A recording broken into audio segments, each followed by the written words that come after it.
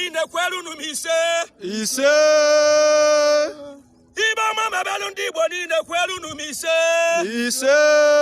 Ebe ọ bụ na onye Igbo anọ n'ibe ọma merie kwelu nu m ise. Ise. Ụmụ Igbo ndị jere obodo oyibo ibe ọma mebelu nu kwenelu nu m ise. Ise. Ụmụ Igbo ndị jere kọntiri niile dị n'ụwa niile ibe ọma mebelu nu kwenelu nu m ise. Ise. Ndị Biafra nka m bụrụ ọgbọ bịa ka m gọlụ na mmiri o. Ndị Biafra m ka m bụrụ ọgbọ bịa ka m gọọ na mmiri o. Abụba egbue n'anya, abụba egbue n'anya, abụba egbue n'anya o. Ndị nna anyị jebe ugbo ejidebe ndị nna anyị gbue. Ndị nna anyị jebe ugbo ejide ndị nna anyị gbue. Onwe ka anyị siri jebe ugbo ọ bụrụ ọnwụ welu buli ofe enu welu tika ngọlụ Nnamdi Kanu n'oge adịrị ya mma o. Mazi Nnamdi Kanu o, ebe ọ bụ na ị nọ na n'oge adịrị gị mma o.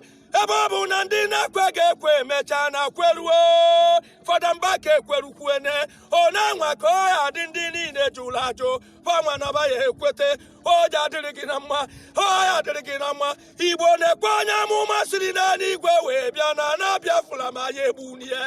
Igbo na-ekwe onye amụma n'eluigwe ka ọ siri bịa onye egbunie.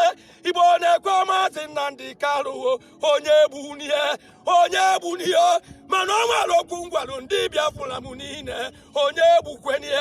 Ndị nọ na midia na-akọtọ Nnamdi Kanu, ndị nọ na Igbo akọtọ Nnamdi Kanu, ndị na-amazi na ọ bụ ndị nne nọ n'ụlọ ka Nnamdi na-azọ. Ọ bụ ndị nna ndị nọ n'ụlọ ka Nnamdi na-azọ. Nnamdi na-azọ anyị gụba akwụkwọ gụcha ka anyị nweta ọrụ. Nnamdi na-azọ ka Biafra m na ka ibe ọma bido mebe ọya ka mmadụ pụtara ụgbabị ya mgba onye na-agbụ ya mgba chakwa n'ụzọ onye na-agba Nnamdi Kanu mgba chakwa n'ụzọ ka ọ gaba. Kedu ibe m jiri kwuo ọja dịrị ụmụ Biafra m niile na anyị nwatakwa abụbụ kenelu nu m ise. Ise. Ndị jere obodo oyibo ego mbute ka ọja bụrụ unu kwenelu nu m ise. Ise. Ndị nọ na Naijiria azụ abịa ego mbute ka ọja bụo kwenelu nu m ise. Ise. Unu gbue n'aka ndị na unu ji ebute mmanwụ, unu gbue n'aka akpa unu ji ebute mmanwụ. Osisi bụrụ na atụ nkwe gbajie n'ike na odejiji mebunye ọfọ gbajie ha bịanụ m na mmiri ka okwu m se na mmiri. Ha si na ndụ unu ji adịo ngwanene ụmụ Igbo be anyị ọkwọnụ sa abụbụ ka anyị na-ata. Anyị gụba akwụkwọ na yunivasiti gụcha anaghị enye anyị ọrụ. Anyị gụba akwụkwọ gụcha ya ejesa afụba ndị enweghị nke bagụrụ agụ. Anyị taba abụbụ tacha nwaanyị enwere n'ala Igbo be anyị gụchakwuo yunivasiti o je chọba ọrụ na bankị emebi ya testin ewere otu ya gbalụwa mgbere aba. Ọ bụ na ọ bụ ga ajọ ibe ọkwa ajọ ibe ka ọ bụ otu aka ọ dị ka Nnamdi Kanu ji binye wee sị na Biafra m jana o jana anyị jana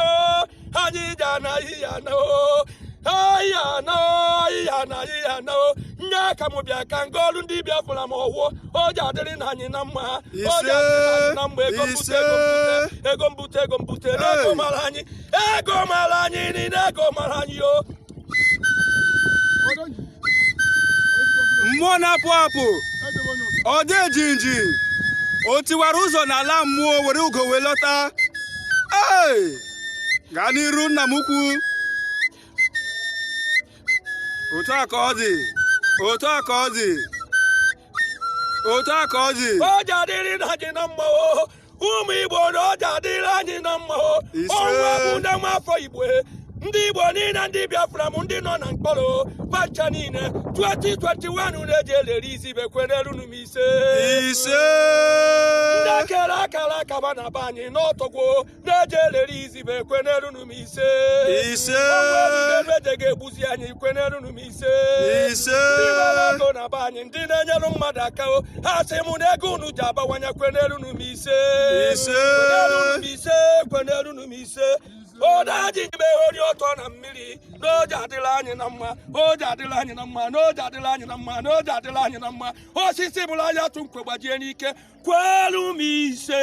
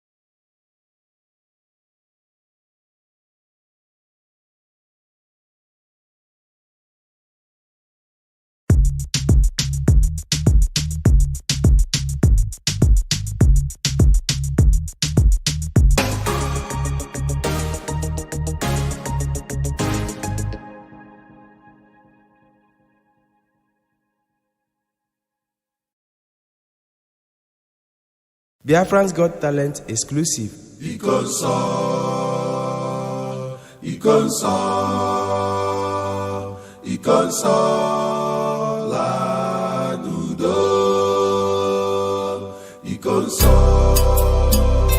As we continue to mourn the very great and gallant hero, Ikonso, which means the chalice of God, Biafra, or we die himself.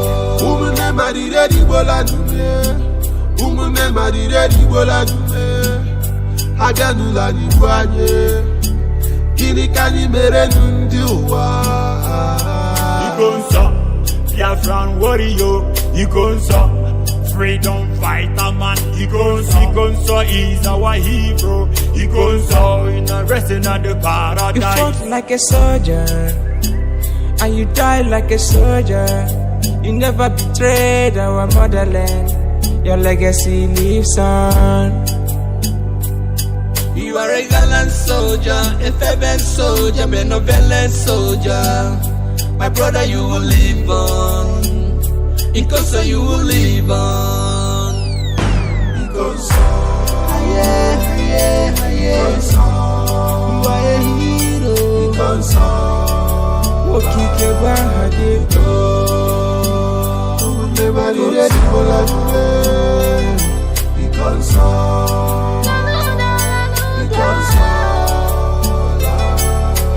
be avenged, because it is appointed unto man to die only but once.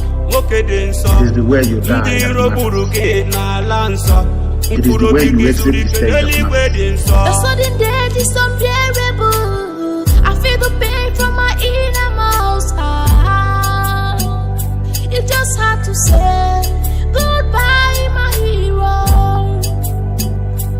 Ebani no nechebe kasino to guanana. You left us, but you live on. Ono no bogo, nante kwala Biafra, njinji jireji, ala juroye.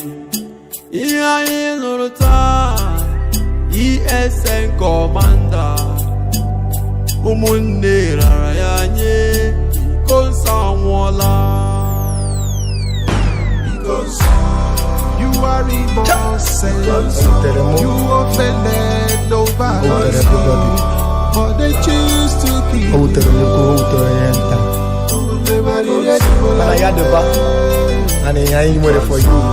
offended nobody, but they choose to kill you.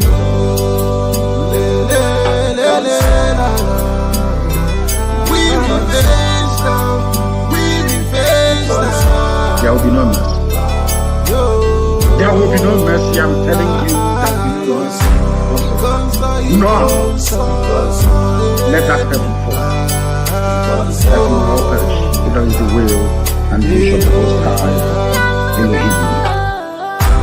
Ikonso, your death will be remembered.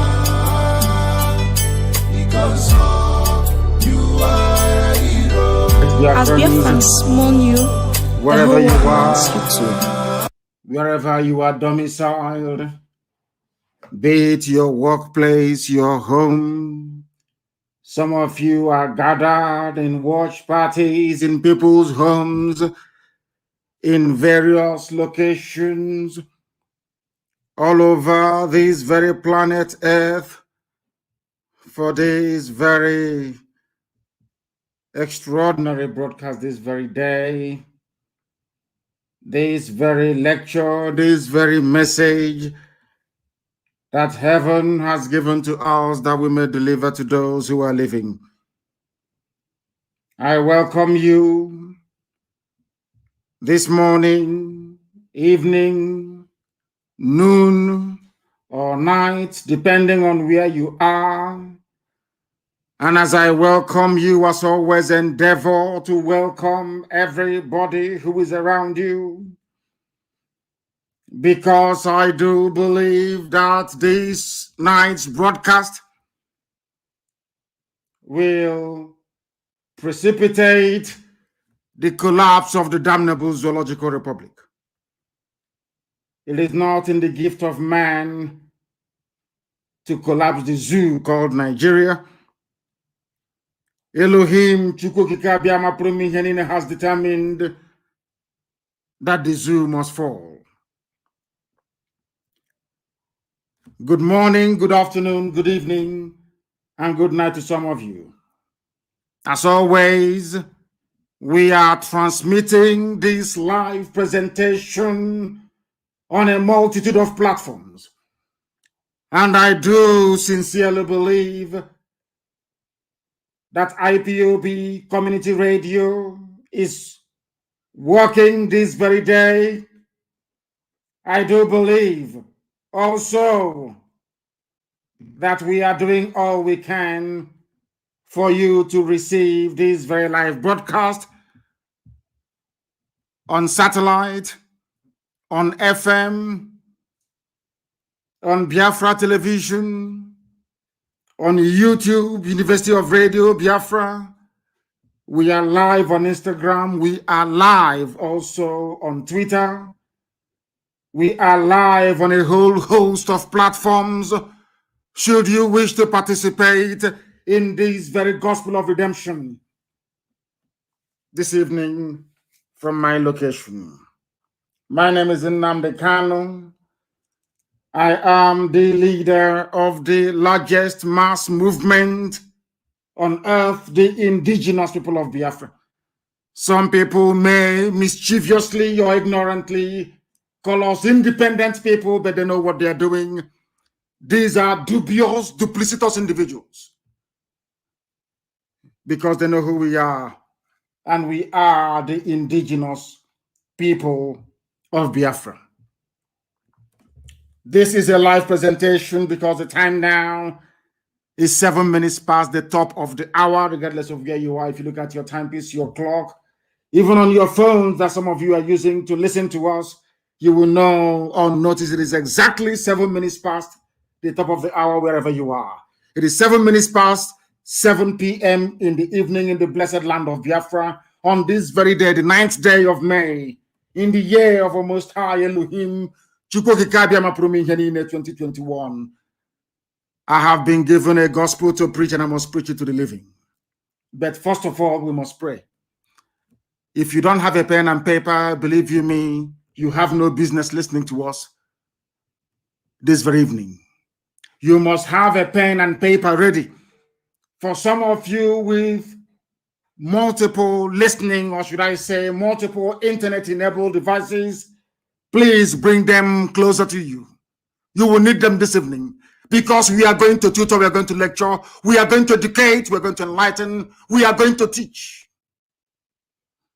That ignorance and darkness may flee, that light and reason may prevail.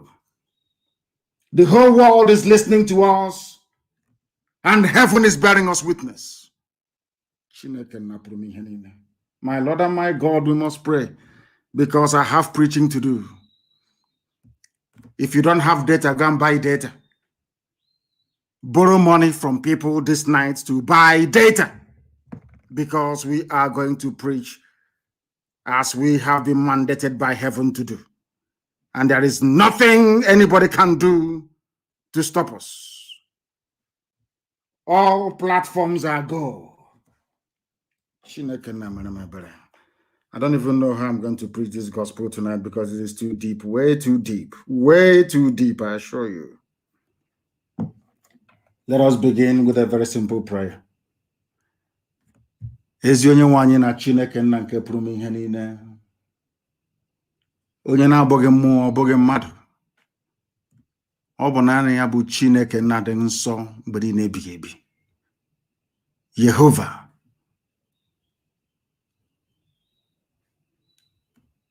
Elohim, Adonai, El Shaddai. Ọ bụ ụzọ dị anya ka m ga-esi wee jaa mmanụ na nke ime eluigwe. Ụzọ dị anya ka m ga-esi wee kpọkuo aha nsọ gị n'ime mmụọ na eziokwu. Ka mmeso ọma gị wee gbasa ụmụ gị na nke bredị ngozi. Ka ihe gị wee pụta na ala nsọ gị bụ Biafra na nke ime eluigwe. Ọ bụ ụzọ dị anya ka m ga-esi wee fee gị n'ihi na ọ bụ naanị gị bụ Chineke. N'ihi na abụ m anụ kpa ahụ. Ihe na ikere eke na-akpụ isi ala nye gị. mmụọ na mmadụ na-asọpụrụ gị. Lee na kpakpando n'igwe, lekwa anyanwụ, lekwa ọnwa, lekwa ihe niile nke gị onwe ikere esi ebere ngozi. Akwa ha niile si na ede mma.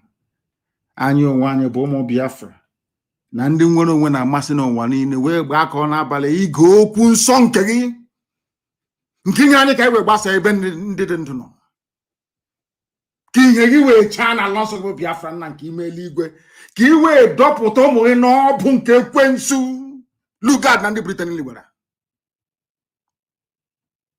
ka ị wee si n'aka ọchịchịrị bụ Fulani Janjaweed wee wezuga ndị gị, n'ihi na ọ bụ naanị gị pụrụ ime, ọ bụghị mmadụ dị ndụ. Anyị anaghị ekwu okwu n'ike nke anyị nna nke ebere dị ngọzi, ọ bụ site na amara gị na ebere gị. Anyị wee na-arịọ gị ka ị wee zọpụta anyị nna nke ebere n'aka ajọ ihe, ka ị wee nye anyị ezi echiche, ezi nghọta, amamihe, ọganiru, ịhụnanya, mmekọrịta nwanne na nwanne, ka e kwuru wee si n'ụmụ nna nke igwe wee nyefee, ka amara gị na ihe gị wee bata n'ebe ndị gị nọ, n'ihi na ọ bụ naanị gị bụ Chineke. Anyị wee na-akpụ isi ala nye gị, wee na-aja gị mma, wee na-eto gị, na-asị onye kere eluigwe maka elu ụwa, mana onweghị onye kere ya. Onye ndị mmụọ ozi na-efe wee na-agọzi aha nsọ ya mgbe niile. Onye ọ bụ naanị ya bụ ebighị ebi. Ekele, otuto, nsọpụrụ, ịja mma dịrị sọsọ aha nsọ gị, ebughị onye ọzọ, ugbu a ma ruo mgbe niile ebighị ebi. Ka anyị na-arịọ gị ise ise ise.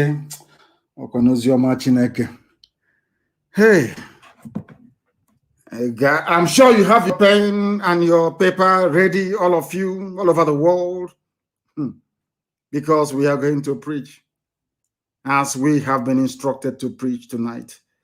Extraordinarily, I must say. Tonight, I am going to offend some people, and some of them are my friends.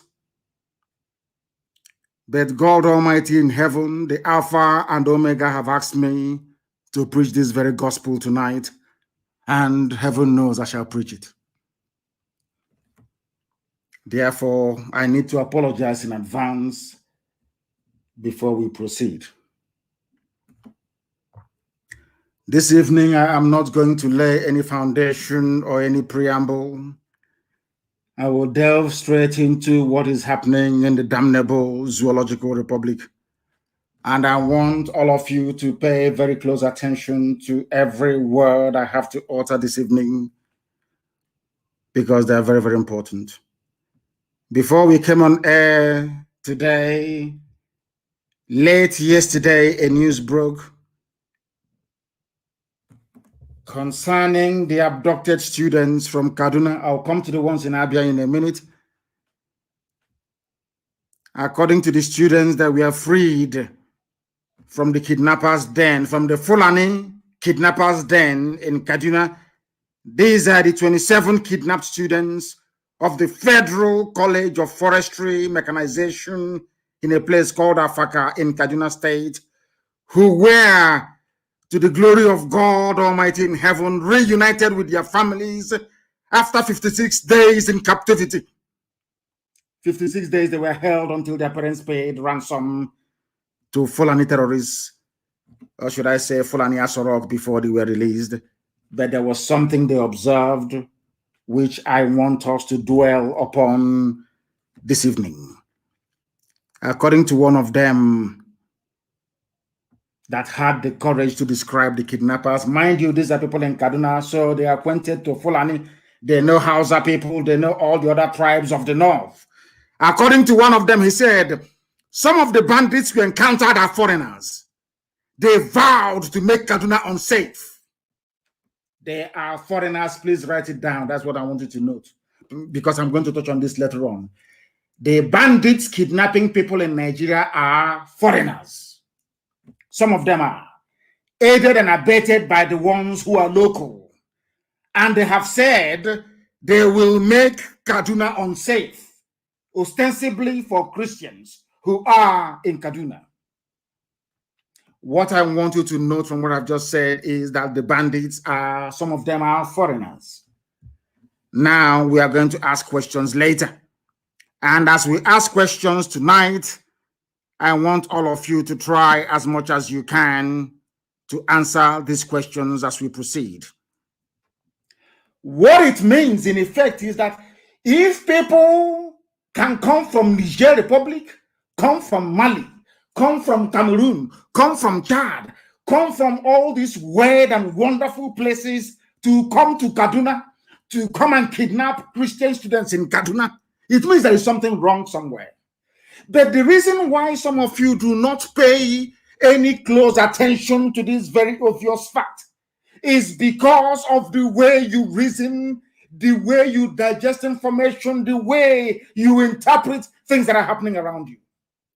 Why am I saying this? I'm saying this because it means that a lot of people who are in the so-called National Assembly, it means that people who are running about in the army and in the police shouting and talking about territorial integrity, it means that all the fools, all the sophisticated morons, it means that all the fools championing and campaigning for one indivisible Nigeria, all of them who will come down very mightily and heavily on those who are pursuing their freedom, it means that everybody mouthing their usual rubbish about the territorial integrity of Nigeria do not understand what territorial integrity is all about. Follow this very carefully, what I'm saying. You know, when you listen to the army, sometimes it's about the territorial integrity of Nigeria. Here you have foreign mercenaries, a foreign army in Kaduna kidnapping people.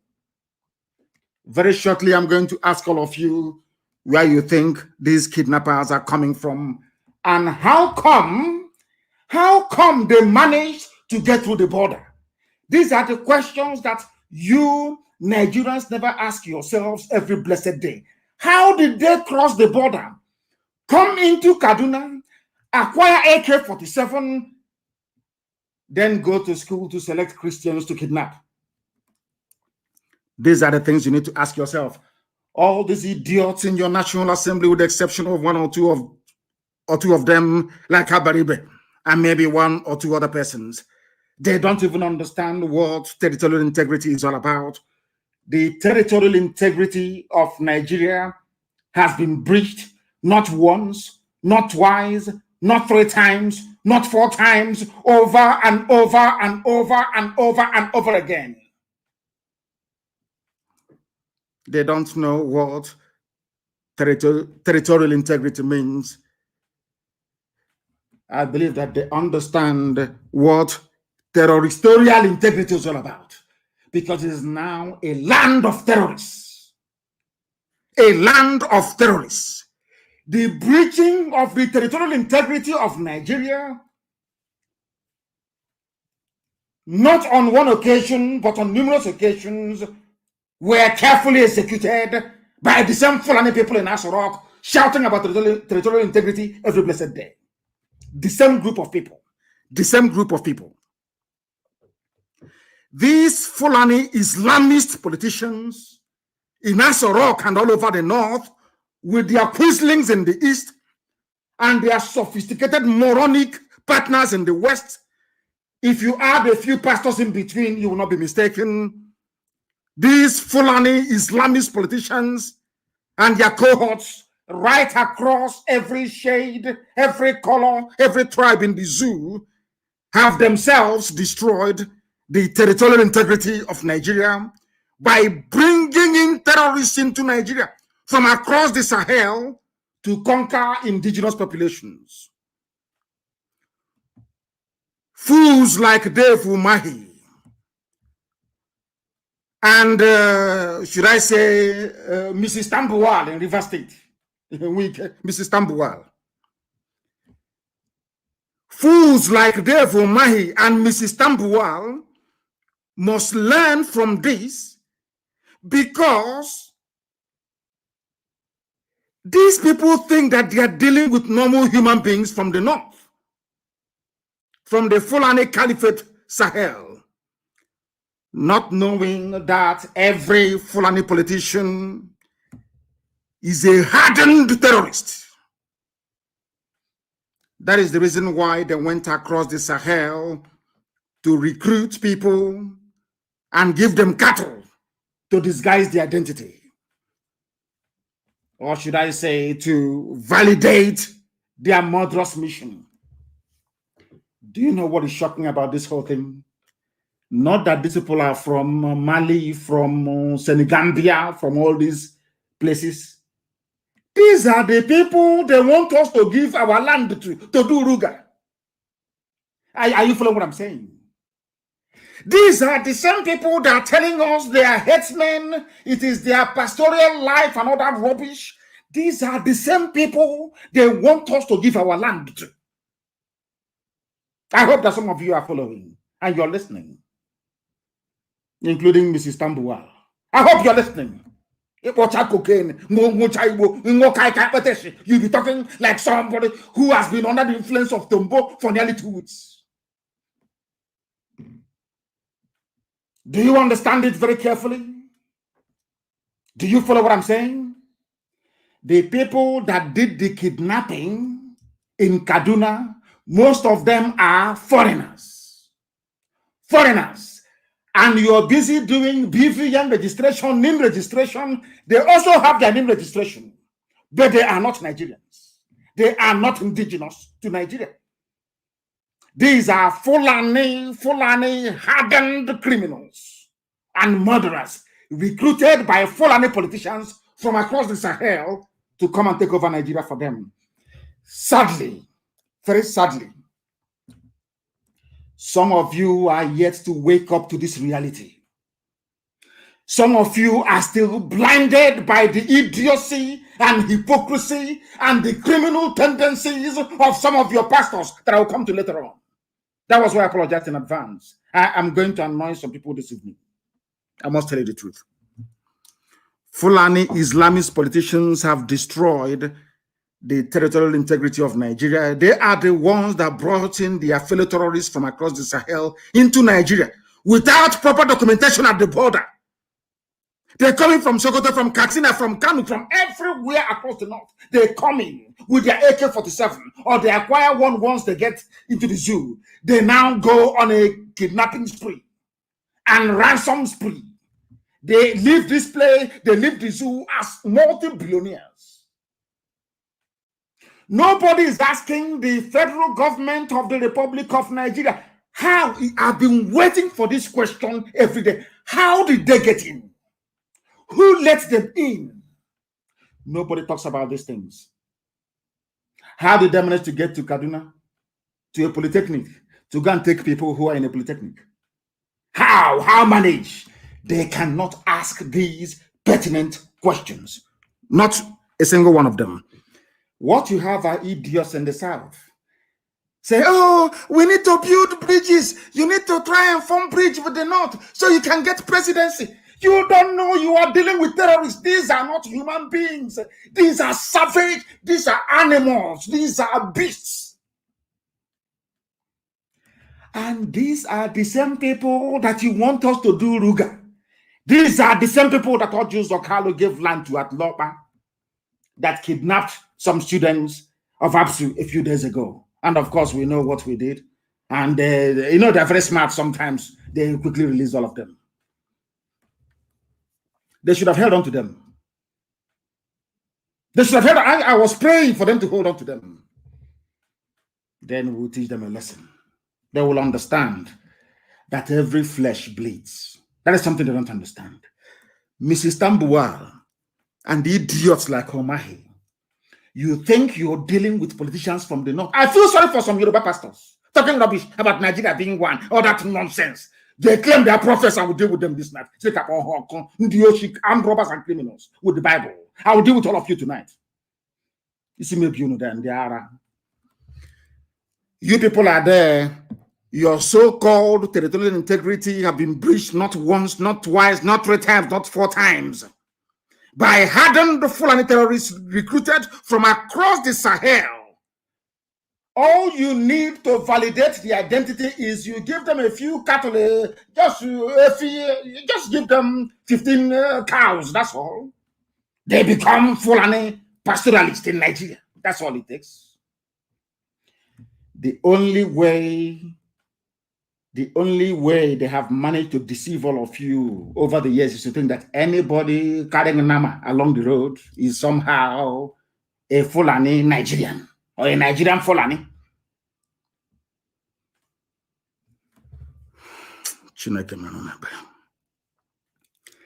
Now listen to this. You know that they moved into Kaduna, into Kebbi State, and a few others in the north. Remember, that is why when people say their bishop is a prophet, is a prophesying, I look at them and I laugh at them. You know that poverty can do a lot of things. You know the same way that Africans are behaving today. You see Yoruba white people, they used to behave like that very, very in the dark ages. Very many centuries ago.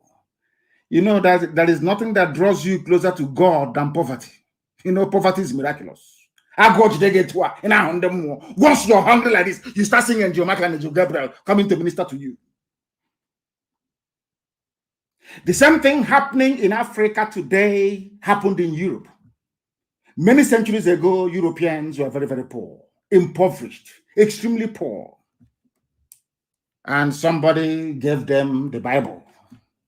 And the same, that as idiotic as we Africans are today with religion, it was exactly the same way they were. In the same Europe you're seeing, in Germany, in France, in all those places. Very poor.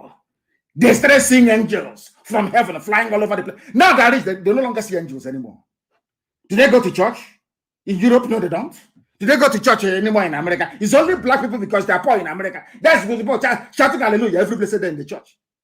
Doing songs of praise in the church. The people going to church today are those who are still poor. Because in Europe, anybody living in Europe can testify. Do they go to church anymore in Europe? The answer is no. They no longer go to church in Europe. Am I lying? That is why when you come to Africa, one idiot will tell you he's seeing a prophet, he is seeing prophecy.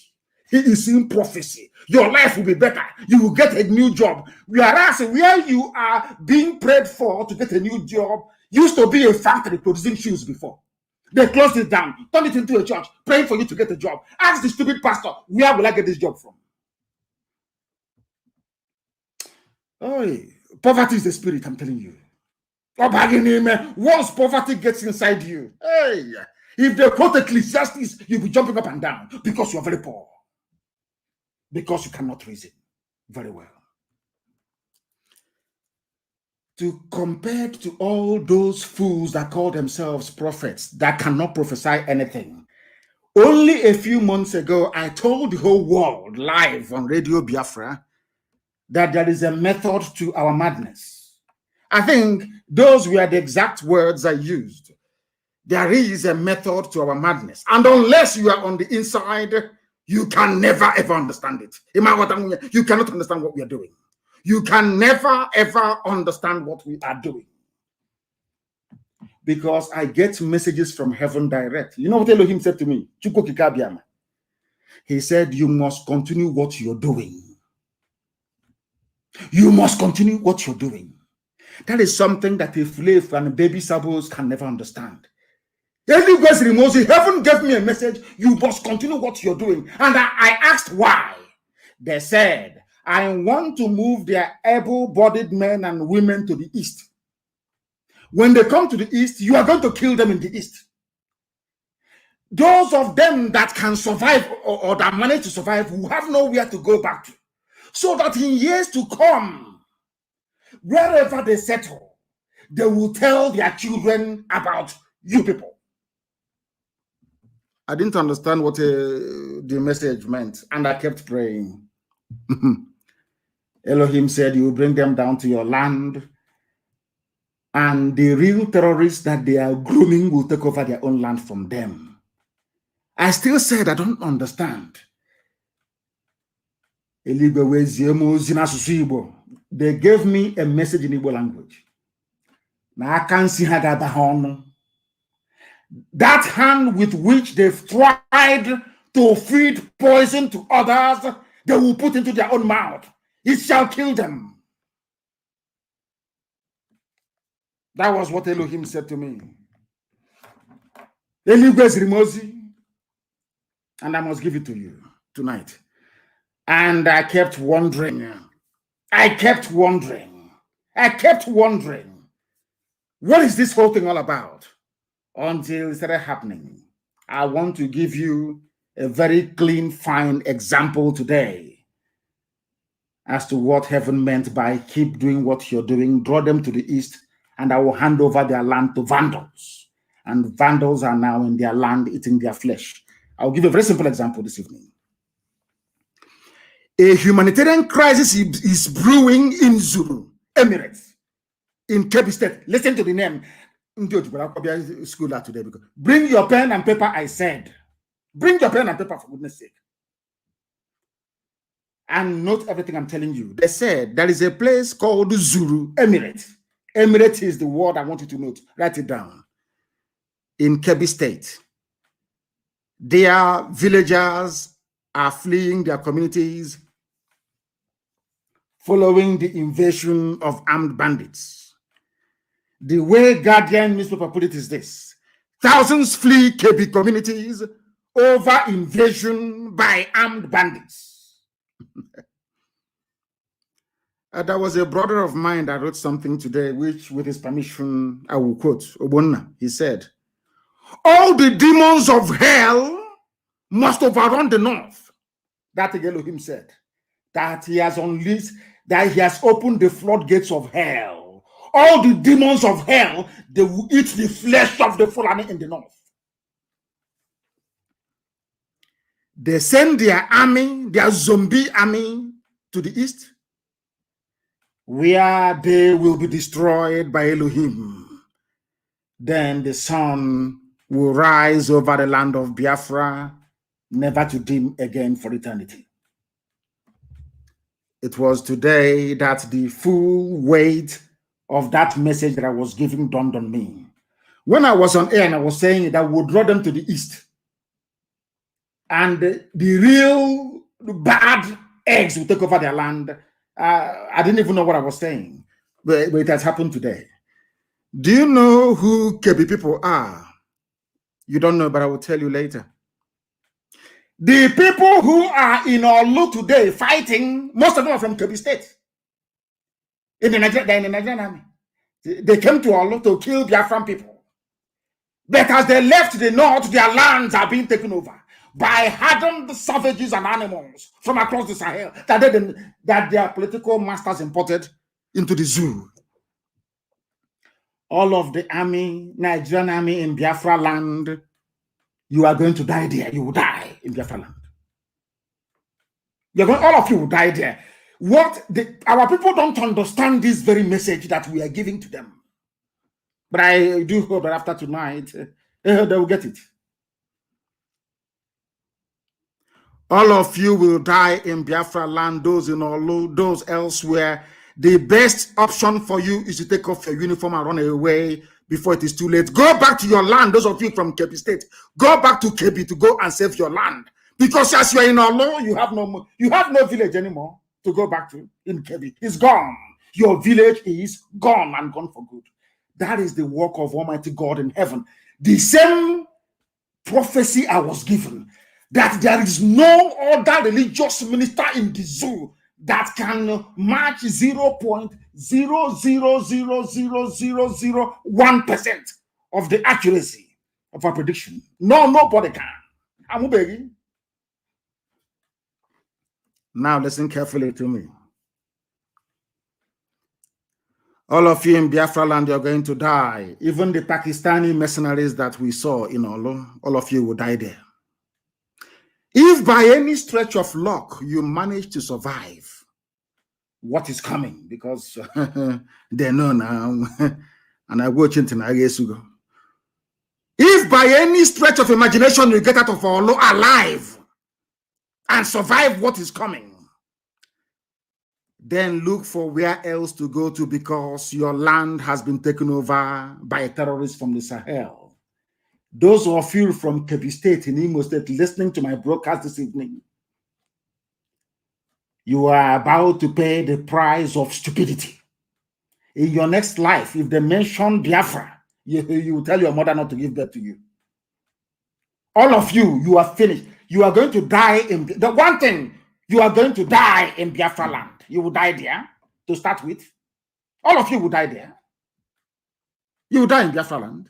You're going to die there. That is certain. And by the time one or two of you then may survive, by the time you crawl back to where you come from, let me remind you once what's happening again, where you come from. They say it is a humanitarian crisis. Some of you are in Abuja, some of you are in Lagos writing rubbish every blessed day. Nigeria should be one. We should move forward. We should move forward. The idiots like Obasanjo writing rubbish. But there is a humanitarian crisis. They didn't say it's just banditry. Humanitarian crisis in Kebbi State. Where some of you come from that claim you are serving in Imo State. Who said to go? I told you. I can't see on. Somebody should translate for them in Hausa language, so they understand what I'm saying. All of you are going to die in Biafra land. By the time one or two survivors crawl back to the north, in fact, you can no longer go back because your land is taken over. It reminded me of what some DSS officers told me in the days I was under their detention in Abuja in the dungeon. One of them confessed to me when he was taking me to court that they are trying to stop. We are trying to stop you because we don't want what is happening in the north to happen in the east.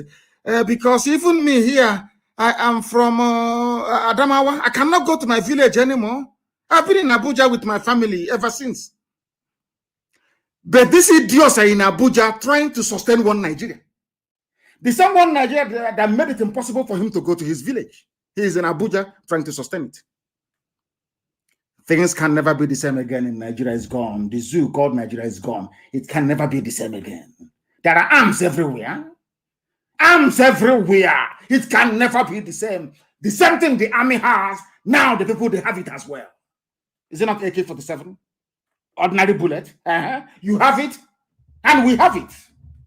Let us see who is going to give up. We outnumber you by over 100,000 to 1. Even if we sacrifice 10 lives for one of you, we will kill all of you.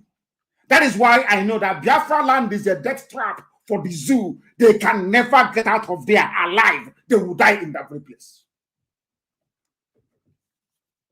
DSS officers cannot go to their villages. Fulani think they are smart, but they're very foolish. I know they have this mentality of the vulture, udele. You know, Fulani. When you look at the zoo called Nigeria today, Fulani approach to the zoo is like the mentality of a vulture. Of course, they come from the foothills of Futajalon, which literally means the mountain of vultures in Senegambia, before they started their march towards Gobe, which they renamed Sokoto. That the stupid, idiotic Hausa peasants allowed them to take. Oh, I feel sorry for. Anyway, there's no more house anyway. They're finished. You see the male vulture, Udele, the male one. The male vulture, Udele, was being interviewed, maybe by BBC, I don't know. They asked the vulture, the male vulture. The BBC will ask the male vulture, Udele, now that your wife is pregnant, what do you think the future holds for you? BBC will asking vulture, Udele. That is, you know, the bird called Udele. Now, you know, vulture, it only eats carcasses. It only eats rotten meat. Dead bodies, that's what it eats. They asked a vulture, what is your take about the impending delivery from your wife? And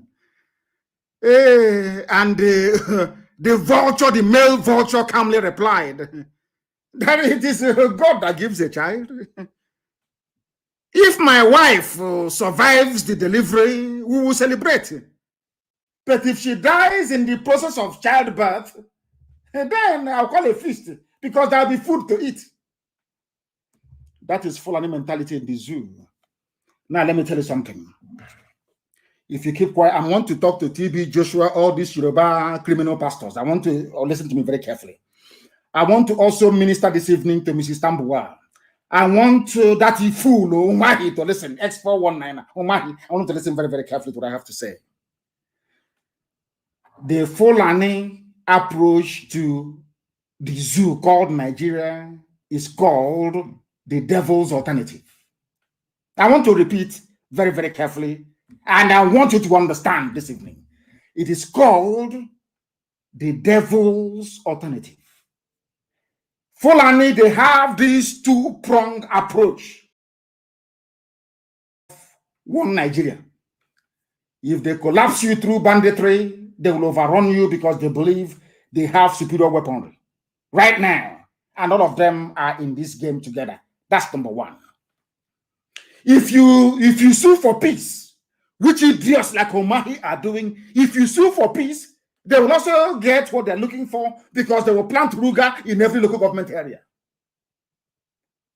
The devil's alternative, whichever option you choose, men are going to die.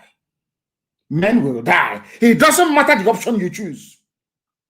If you wait for them to do things peacefully, which they will never do, they are going to kill you anyway because they'll be Ruga. And you allow them to forcibly take over your land, you are taken over, they will take it by force, and Fulani will plant their people in your local government areas.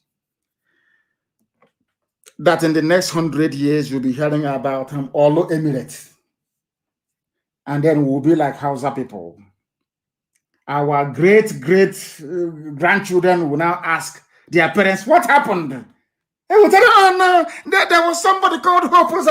He was playing politics. He loved Nigeria. There was one called Omahi. He loves Fulani. He used to wear Obada. But then we are gone. As a race, we are finished. And I said to these fools, I said to Mrs. Tambuwal, and I said to idiots like Omahi, why can't you learn from history? The same thing I said to Yoruba, you have even experienced it yourself. TB Joshua is a Yoruba man. All these idiots that claim their pastors talking rubbish, they're all Yoruba. It has happened to them in Ilorin. I can't understand why they cannot see this. I don't understand why they cannot see it. I don't understand the reason why they cannot see it. I don't understand the reason why they cannot see it. I don't understand it. TB Joshua, you're a Yoruba man. Are you telling me that you cannot see what happened to Lauren, how Fulani took it from you? You cannot see it? Mrs. Tambuwa, can you not even see? Because there is a saying where we come from. Can you not see even the oil that is in Iguacha? You don't own any oil well there. They belong to your husband and their people in the north. Can't you even see it? Do you understand what I'm saying now? They get you to hate your own people. That is the classic Fulani movement. They get you to start quarreling amongst yourselves. That is what they specialize in. And as you're quarreling, they're picking you off one after the other. People in Kebbi State, are they not Muslim? Are some of them not even Fulani and Hausa and all the rest of them? But the bandits came and they're running away. But they're mostly doing Allahu Akbar. But they're running away from their homes and their villages. You people, you don't learn. You know nothing. Now listen. Agames, you know, is here. Fulani Caliphate is dealing with you people, but you don't know it. They are like the vulture. Nigeria is pregnant. If Nigeria dies during the pregnancy, they benefit. Nigeria gives birth to their Ruga, which they want, a new Nigeria, which they want, is also to their benefit. The only people aiding and abetting them are these quislings, fulefus from the East, intellectuals, and sophisticated morons from the West. You want to answer a citizen, you want to be seen as somebody who's detribalized. As you're detribalizing yourselves, the Fulanis are tribalizing you. The Fulanis are tribalizing you because you don't understand anything. Now, I want to give you people a brief history of Kebbi. You know Kebbi State, Kebbi. Brennan Kebbi. You don't know the history. Very, very briefly, I want to give you so that you can situate what I'm saying. You can now better understand what I'm telling you. Now listen very carefully. Kebbi State that you're looking at, Kebbi, is a traditional Fulani homeland. Those they call the Banza Bakwai of Hausa land. Sorry, not Fulani, Hausa land. Traditional Hausa land. It used to be part of the Hausa kingdom. I don't know if Facebook has come again, even on Instagram. Zuru, they're spending a lot of money to try to curtail us, but they have failed. Kebbi is a traditional Banza Bakwai state of the Hausa kingdom. And you may not believe it. Hausa people have been living inside the Kebbi state 600 years before Jesus Christ was born. It was Hausa. They've been living there almost 600 years before Christ was born. As part of the Songhai Empire and all the rest of it. Then in the second half of the 15th century, about 14 something and all the rest of it, the Fulanis came for the first time in Kebbi State. I'm telling the soldiers now in all from Kebbi, I want to tell you your history because you don't know. Because you're very foolish. The same thing you're doing was exactly what the Fulanis did to your progenitors. And that is why you're a Fulani slave till this evening. You are in all. Do you want Nigeria? One Nigeria for who? One Nigeria for who? I'm asking you. One Nigeria for who? Now listen. The Fulanis first attempted to conquer Kebbi State in late 1400s, many centuries ago. But in the early 19th century, they converted some of you to Islam. That's how they were not traditional Islamists before. The Fulanis came very shortly, telling them about Allah and Muhammad. Took some of them. I told you before, it used to be a Hausa kingdom, but today it is a Fulani emirate, the emirate of Kebbi. Do you understand me now? So if you are in the Nigerian Army right now, serving wherever, thinking you're trying to defend Nigeria, your fatherland and all the rest of it, and you're from Kebbi State, I say to you, Nto, the Kwanya Rasiam, because your state is gone. It is gone. It is gone. Kebbi State, for those who don't understand who we are, what is happening, Kebbi State is populated by Hausa people, not Fulani. Hausa are the owners of Kebbi State. But the Hausa people, they are in Olu, in Imo State, doing one Nigeria. Nigeria must stand. Our commander-in-chief gave us order. Nigeria is one, unity by force. But his village is gone in Kebbi State. I can't see how I go on. Dear me. In Kebbi State, you have Hausa people that are there. In Kebbi State, you have a sprinkling of Fulani. Now, let me shock all of you. You are saying, we are the North. We're the Northerners. It's rubbish. There's nothing called Northerners. Because inside even Kebbi State, there is the Leina people. Or Leina people, if you prefer. In the same Kebbi State, you have the Busawa people. They are not Hausa. They are not Fulani. These are the minorities Obasanjo was talking about. They are going to suffer. Now, I want to ask Obasanjo tonight, how about the Busawa people who have been chased away from Kebbi State by bandits? What's going to happen to them? Are they not suffering? You know, people come up sometimes, they claim because their name is known all over Nigeria, they can make whatever idiotic statement they like, and they get away with it. Look at Obasanjo. Of course, he's not a learned man. He's not polished. We shall get to unknown gunmen later, because it was Obasanjo who introduced unknown soldier.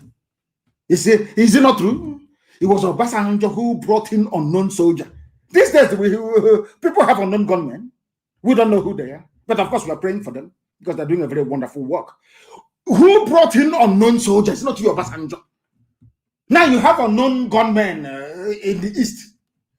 And the people are complaining. But when unknown soldiers went to go and kill Fela's mother, all of you were there.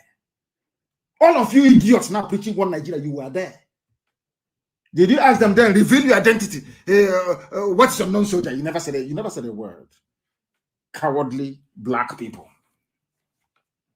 In Kebbi State, we have the Leona people, we have the Busawa people, we have the Dukawa people, we have the Dakakari people, we have the Kambari people, we have the Gungawa people, we have the Kamuku ethnic communities, all in Kebbi State. Not Fulani. Fulani is maybe about 50,000 people. But they are the emir, they are the everybody, they are the prince, they are the emirate, they are everything. These people are not Hausa, they are not Fulani. If they have any brain in their skull, they will understand we are fighting for them, because once Biafra, I've given an example with the Huguenots of France. These are Protestants. They were suffering under the persecution of the Roman Catholic Church in France. England opened their doors and their shores and said, come, we will accommodate you. Because I feel sorry, in the next maybe 10 years, the Busawa people will be no more, the Dukawa people will be no more, the Dakar-Kariri people will no more, Kambari people will, Gungawa will be gone, Kamuku communities all obliterated. In Obasanjo just one Nigeria. Obasanjo, why don't you go and save them in Kebbi State now? Go and save them now. They are minorities, go and save them. You will not talk, you will not talk. When it comes to setting people free, you start to mouth your rubbish. Go and save them in Kebbi State now. They're in trouble in Kebbi State. Go and save them, let us see. Because you don't have any brain and you cannot reason properly. This is just the beginning. I told them that if you don't let Biafra go, this God that we worship will destroy Nigeria beyond recognition. It happened to Pharaoh in the Bible. Pharaoh was mocking God. Who is this your God? Go and sit down. That is why I feel sorry for the likes of TB, Joshua, and other mega pastors you have in the zoo. All of you are going to hell. All of you are going to, because you people are children of perdition. You don't preach the word of God. You people preach the word of Lucifer. You people are Luciferians. You worship Satan. You're not from God. You cannot see anything. All of you claim your prophets. You could not predict what is happening in the zoo today. There's something I told you in 2012, 13, 14, 15 is happening today.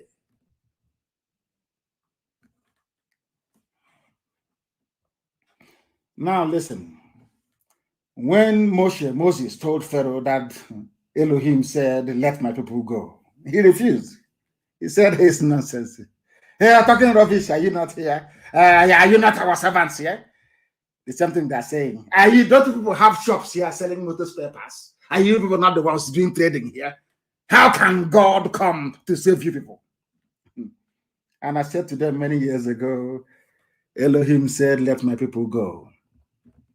And I went on to add, if you do not let us go, Nigeria will be worse than Somalia. I made it very clear. I don't believe in stupid prophetic pronouncement. Very clean and clear. Somalia will be better than the zoo called Nigeria. If you don't let our people, if you don't let the children of God go, God will visit his anger. People don't know, as I told Britain the same thing. Regardless of their first world state, I said to Britain, if you continue to meddle into the affairs of Biafra, God will divide Britain into pieces, will cut Britain into pieces. But your pride, you will know it is because of Biafra, but your pride will not allow you to come out to say publicly it is because of Biafra. God will destroy Britain. Before the whole world, you will see it. Now they have realized their mistakes, that they are going back, little by little, of course. God will destroy Nigeria beyond redemption. Many of you shouting one Nigeria, you're going to die. Many of you will die. Because of that one Nigeria, you're going to die. Write it down. Don't misquote me. Write it down. I said, all of you championing one Nigeria, prominently, you are all going to die. Not only are you going to die, your race, your lineage, your family will be wiped out from the face of this earth. Your name will be gone. Write it down tonight. Today's date is the 9th day of May 2021. Write it down on a piece of paper. All of you are going to perish. And I am bringing a curse upon every pastor who will ever open his stupid, stinking mouth to talk about one Nigeria. Shame shall befall you. If shame doesn't befall you, you will not worship Almighty God in heaven and Him alone and no other. You not don't worship idol. I don't worship idol. You know that very well. Because anybody talking about one Nigeria is a child of Lucifer. If you talk about one Nigeria, you are a child of Lucifer. That means there is no God inside you.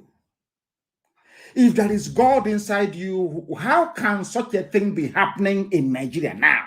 How is that possible? How is that possible? I'm asking you. And you claim you're a child of God, you couldn't say it. Some of them claim we are children of God, we are this, we are that, we are prophets. You could not see, you couldn't have predicted. You're only coming out now to say, oh, don't worry, Nigeria will not break. Nigeria is not going to break. Nnamdi Kanu cannot break Nigeria. Someday Igboho cannot break Nigeria. Did I tell you I was going to break Nigeria?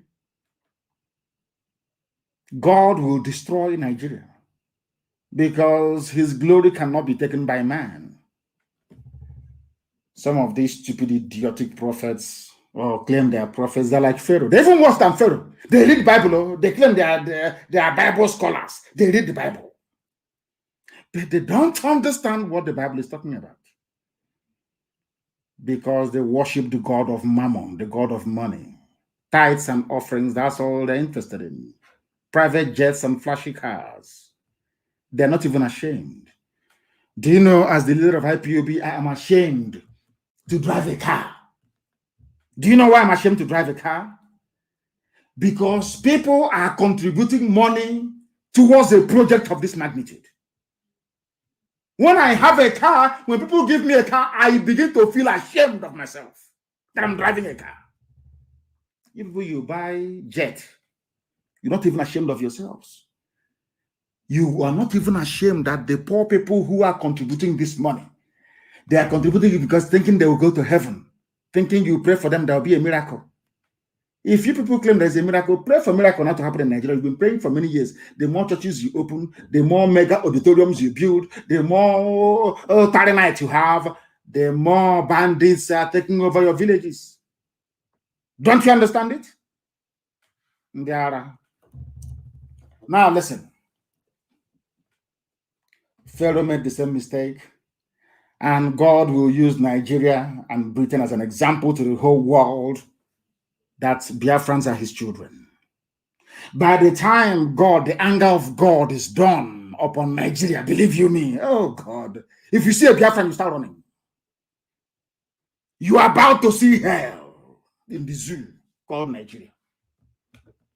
Now, the stupidity of Hausa people in Kebbi State, stupidly taken over by Fulani people, the stupidity of the Lerna people, the Busawa people, the Dukawa people, the Kamuku people, the Kambari people, the Gungawa people, the Dakakari people of Kebbi State. Some of them in Nigerian Army and in Nigerian police. In the east, looking for who to kill. Whereas their village is gone. Kebbi State is finished, is gone. Their stupidity is only matched by the idiocy of Yoruba media houses, their journalists, and their mega-rich pastors. These three groups of people in Yoruba land.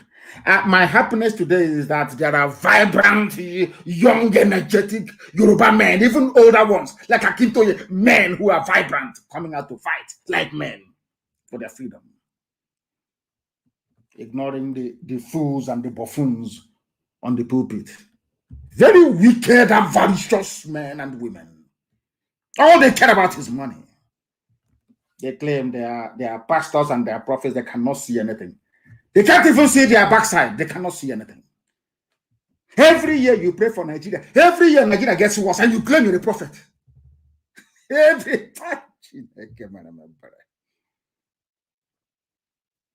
Every year you're praying. Let us pray for our country. Let us pray for Nigeria now.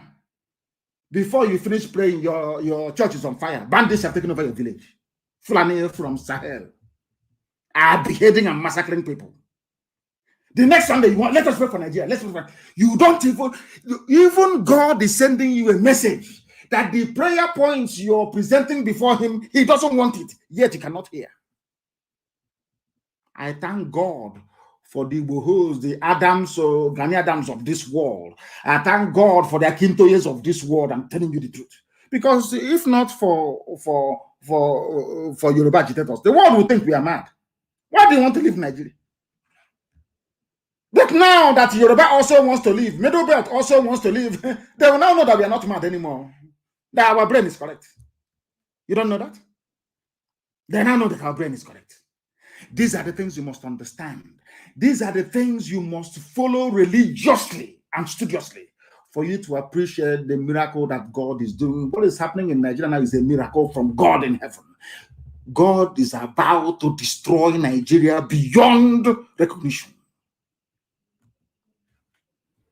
You have people that claim they are the men of God lying. They are holding the Bible and they are lying. If Nigeria is meant to be good, how come things are getting worse every blessed year? Just explain that to me, please. Explain it to me. Tell me why people you claim are foreigners are in your country with AK-47 kidnapping you and you're paying ransom. You're not even ashamed of yourselves to say that Nigeria will get better anymore. How come those who are shouting every day territorial integrity, you are there and it is being breached on a daily basis and you cannot do anything? 200 million people cannot remove one corrupt terrorist minister. 200 million people, and you're telling me that you're a nation, you're a country. Shame on all of you.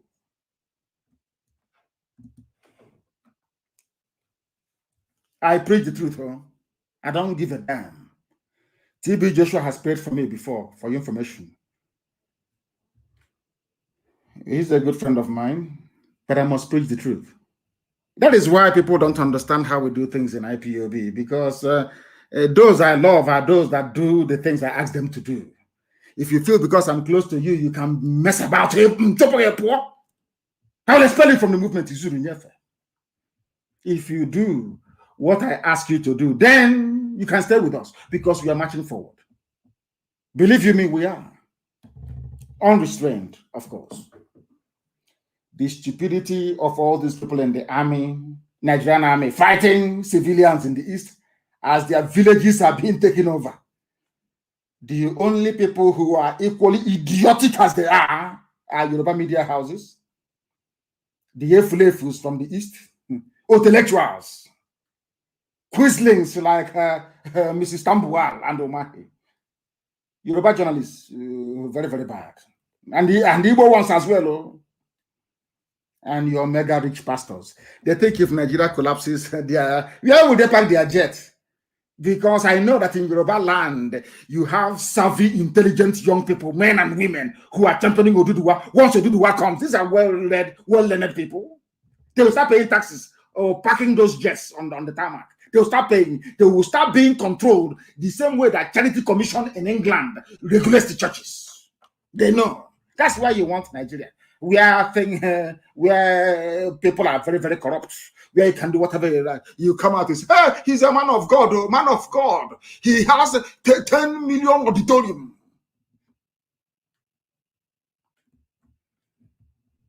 You people.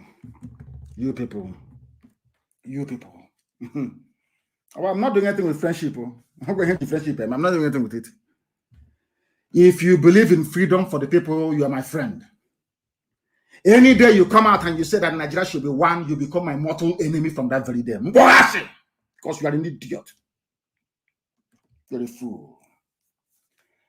These same people in Yoruba land, I must say, championing one Nigeria, writing every blessed day. Unnamed gunmen is IPOB ESN. You know how foolish these people are. They are like this Hausa recruits in the army that their villages have been taken over in Kebbi State. They are so foolish.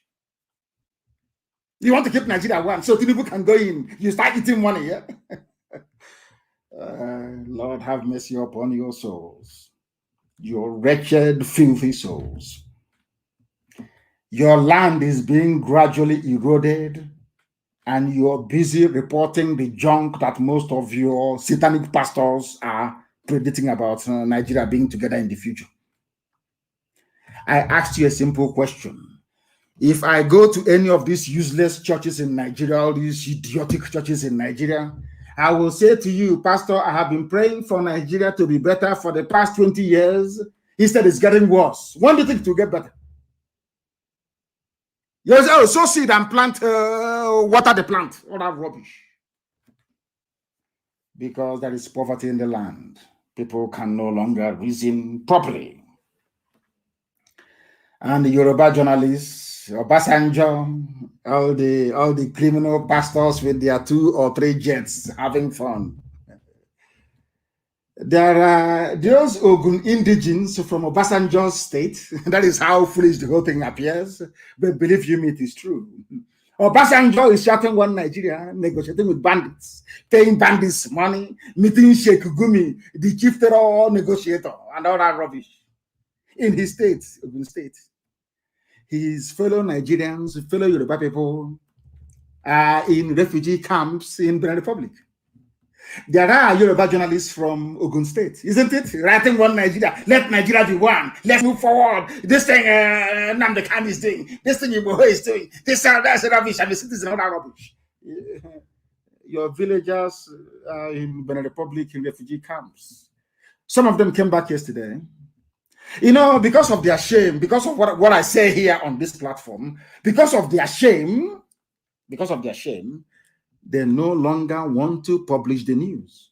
They came back yesterday and they were asking the governor of Ogun State, where is the housing you promised us when we come back? These are Yoruba people, refugees, IDPs in Nigeria. You have a Yoruba man with the guts to rise up and talk about one Nigeria when his own people are refugees in the Republic. And now you can appreciate what ESN has been doing. Because when you go through the problems of other people, you now begin to appreciate what you have closer to home. Do you see all that sacrifice we are making? Do you see all that confrontation and everything? That is why some of you are not IDPs today. Had we allowed the Fulanis to overrun Ebonyi State 4 years ago when they started, or when they intensified the attack, most of you came to me and said, oh, please stop. I said, no. Heaven asked me to do something, and that's what I'm doing. Today, there is no Mieti Allah. In fact, I believe there is no credible, or should I say, formidable terrorist cell we have in Biafra land. It's the army and the police that are now doing the kidnapping. Fulani army and Fulani police. They take off their uniforms, they turn to kidnappers and armed robbers. They are the ones who are stealing, and we are going to catch one of them one day, and we'll show all of you. Yoruba people are in refugee camps in Benin Republic. A Yoruba man from the same Ogun State is telling about one Nigeria. Let Nigeria continue. So you prefer your people, okay, when they run away into Benin Republic, you will expand Ota farm, or maybe or whatever pastor, or TB Joshua, you acquire land very cheaply in Ogun to build a mega plaza or mega auditorium that will contain 1 million people to be giving you tithe and offering. Do you understand it? I'm sure you do. Fulani, the same Fulani you want to be in the same country with, they chased you away into Benin Republic. If not for what Yoruba One Voice is doing, the words, encouraging words of Gani Adams and activism of Igboho, and of course the wise counsel of Professor Kintoye, do you think that many more will be in exile? Many more Yoruba people will be in refugee camps in another country. So then Obasanjo can expand his Ota farm. Land will be very cheap. They are doing one Nigeria. These are one Nigerians. They are part of, let us move our country forward. Let us move Nigeria forward and forward. As they are moving you into the Republic, into refugee camps. As you're moving forward. That was why we came down very hard on the intellectuals we have in the East. We don't give them any breathing space. They can write all their flowery junk from now till next year. Once you publish it, Biafrans will rubbish it immediately. They will rubbish it there and then. Tell you are nobody, you're writing junk. Look at your Yoruba brethren writing good grammar. Circumstances beyond my control. Of course, now the circumstances have gone beyond their control because they are refugees in the Republic. But they are in Ogun State, Chatham, Nigeria. Makadiga Mama. Black people. This your G.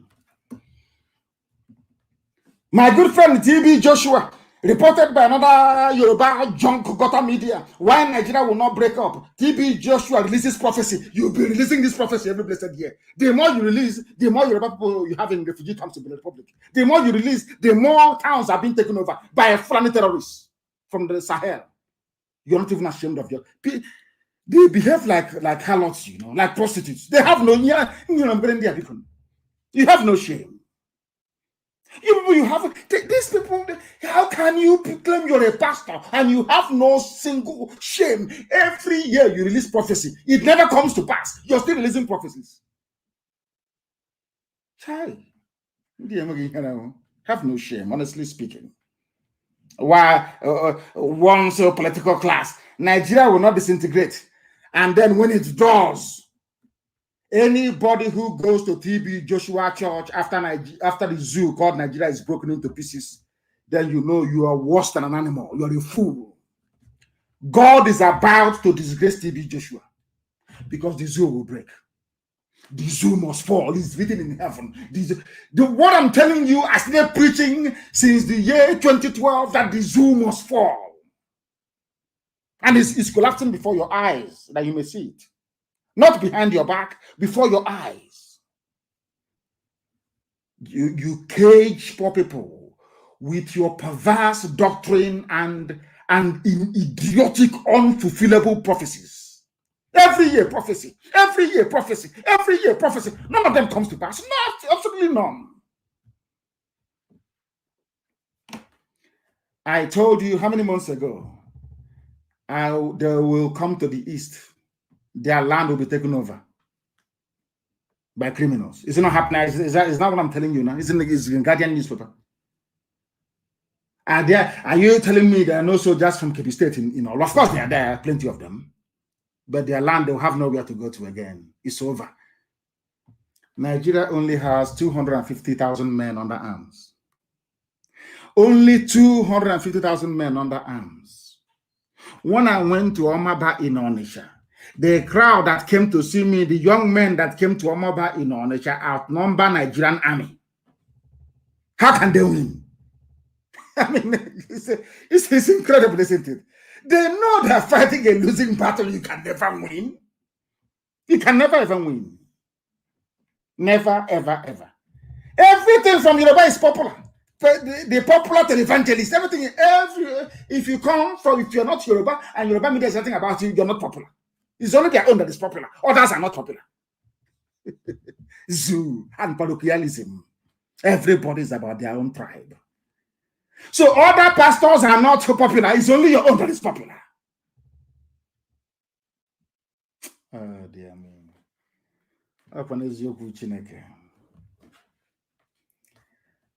TB Joshua, were you a Christian? Were you born a Christian?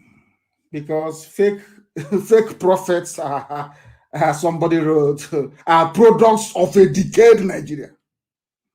That is why you are stinkingly rich at the expense of your poverty-stricken followers. You have a private jet. Yet people in your congregation, they don't have any. Because you people are fake. You people are fake.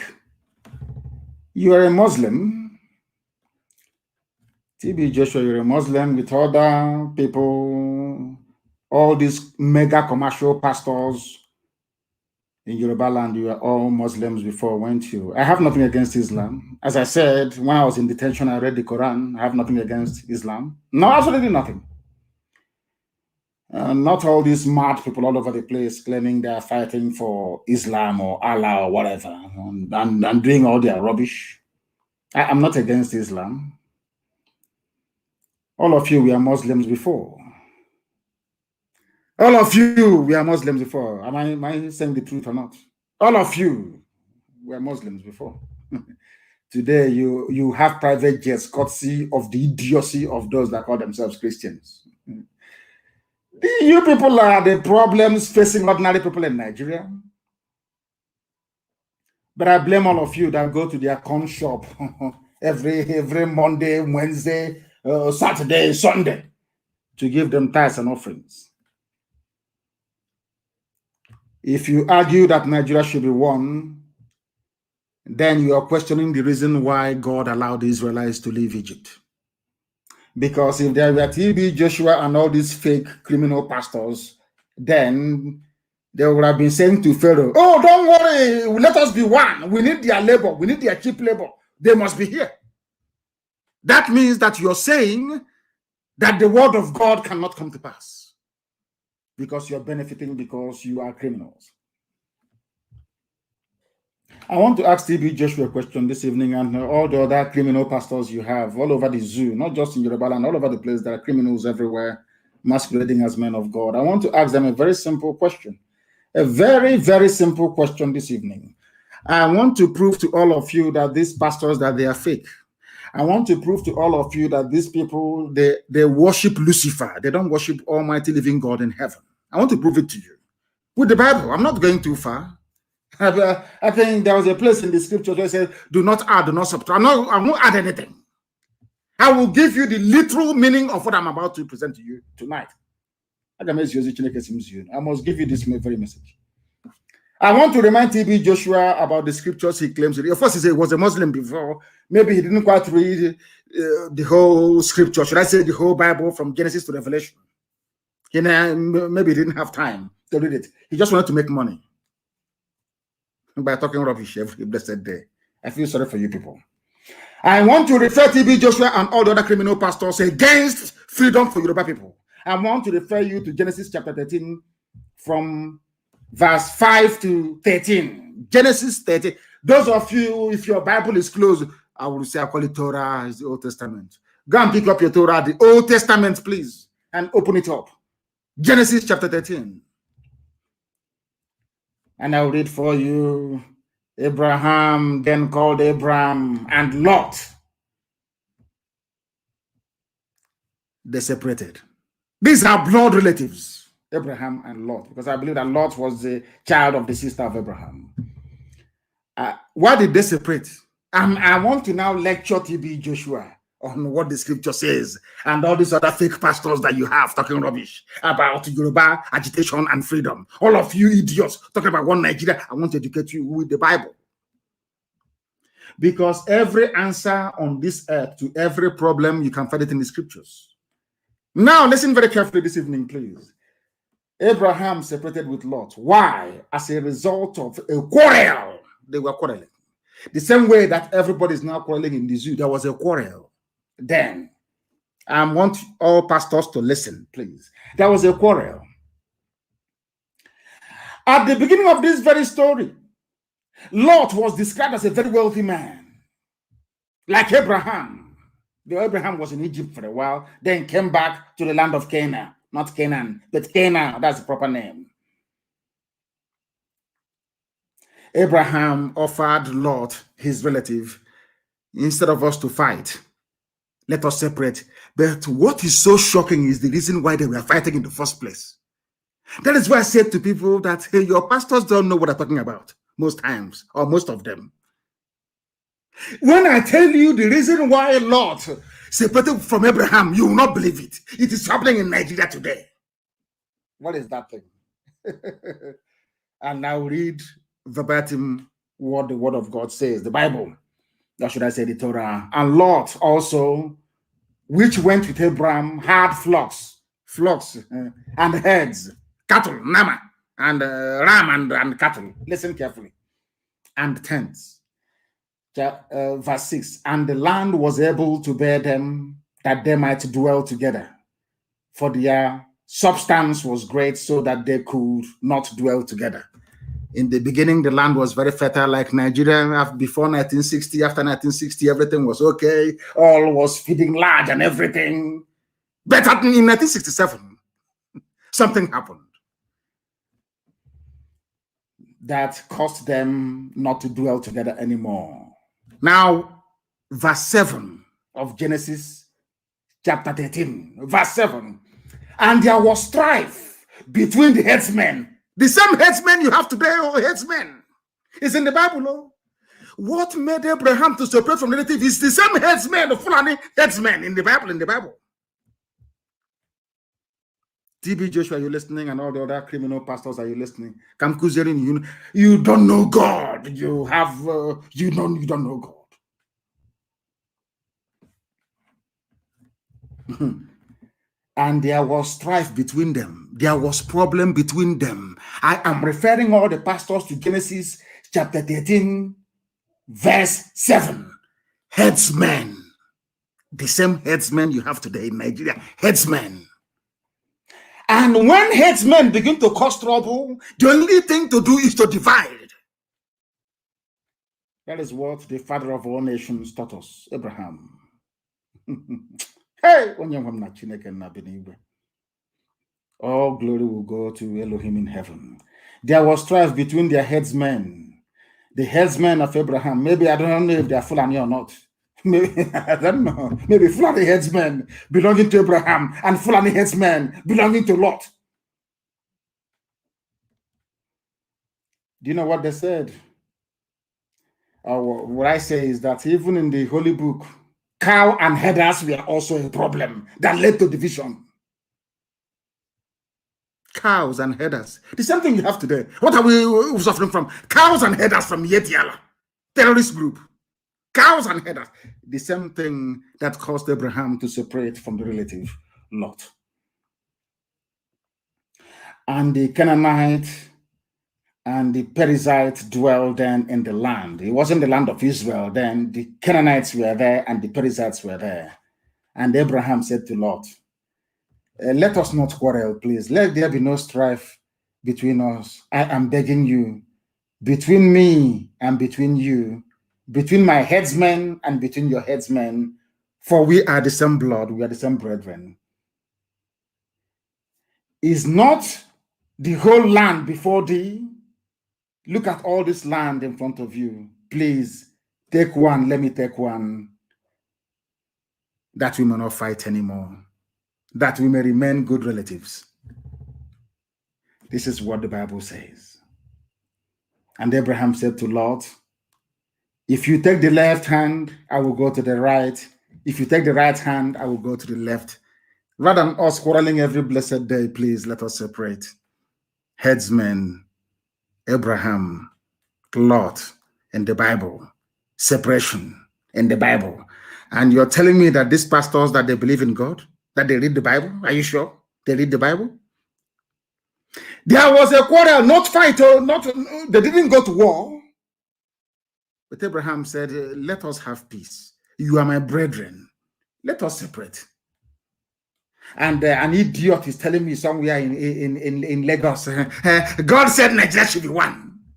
When there are headsmen involved, the headsmen, the same thing, the same headsmen that caused Abraham to leave Lot. And say, go your separate way. Let me go mine. What I'm telling you is what is in the Bible. I didn't make anything up. I want to prove to you that some of these pastors championing one Nigeria, they don't read the Bible. Tomorrow they say, Abraham is father of all nations. Abraham is father of... That's what Abraham did, you cannot do. There was strife in the land. Headers, Fulani headsmen were there then, moving cattle. Perizzites and Canaanites. And they clashed. It's not today that clashing started, though. They clashed then. And now, as we are clashing, Elohim said, let there be Biafra. Fulani Janjaweed, stay on your own. Stay on your own. Let my children from Biafra stay on their own. Stay on your own. Lot take one side, Abraham go one side, let us separate in peace rather than fighting. That's what should have happened. That I expect all these pastors to know all these things, but you know, all these criminal pastors with their fake Christianity do not understand the scriptures. Neither do they have what it takes to interpret clearly what the scriptures is trying to convey to us. Some of them were Muslims before they discovered that African version of evangelical Christianity is a lucrative business. That is why they lack basic understanding of the word of God, which is clearly evident today. Because if they knew Genesis chapter 13, 5 to 9, they'll not be talking rubbish about one Nigeria. Never, ever, ever. And I have a word for some of you superstitious baboons from Africa that attend to these criminals answering to pastors. Europe advanced to where they are today, a position of preeminence in world affairs, because they challenged the doctrine and unscientific orthodoxy of the Church of Rome. They challenged the Pope. Do you know about the Enlightenment movement? Founded by the Medici family of Florence in the medieval times. Are you aware of the Enlightenment movement across the whole of Europe? When European crowned heads sat together and said, from today, no more superstition. We submit everything to the altar of reason. Anything that doesn't make any sense, we will not accept it. Roman Catholic Church, the mother church itself. Do you know who is called Galileo? Maybe some of you will not know because you're in the zoo, you don't go to school. You only go to learn how to read and write if it is at all possible. The Roman Catholic Church nearly killed Galileo when he said that the earth was round and that the earth was not the center of the universe. This Roman Catholic Church nearly killed him.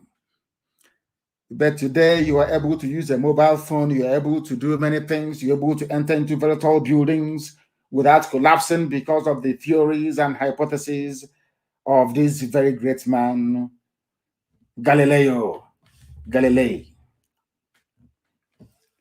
He was the father of physics and engineering, Galileo.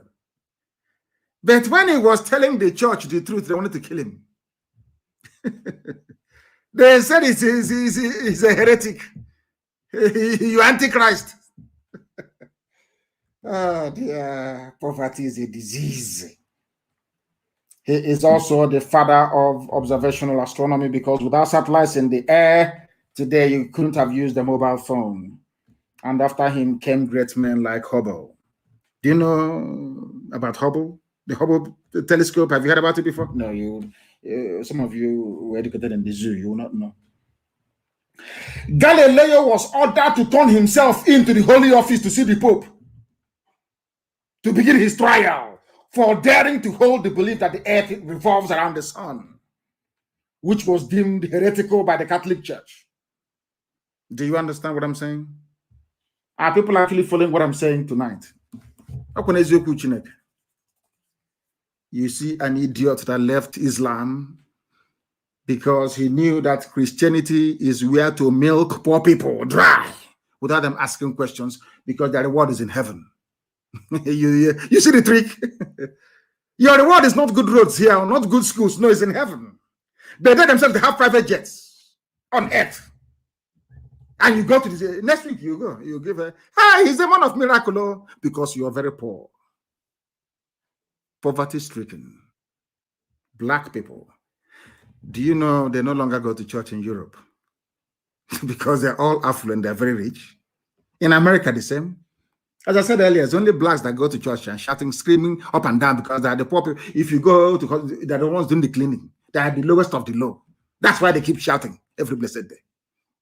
You don't know that? Go and check now. Go to Africa. The whole of Africa is a church everywhere. The more church you build, the more poverty-stricken you become. You can never learn anything from it. What does that tell you? That tells you all you need to know. Oh my goodness me.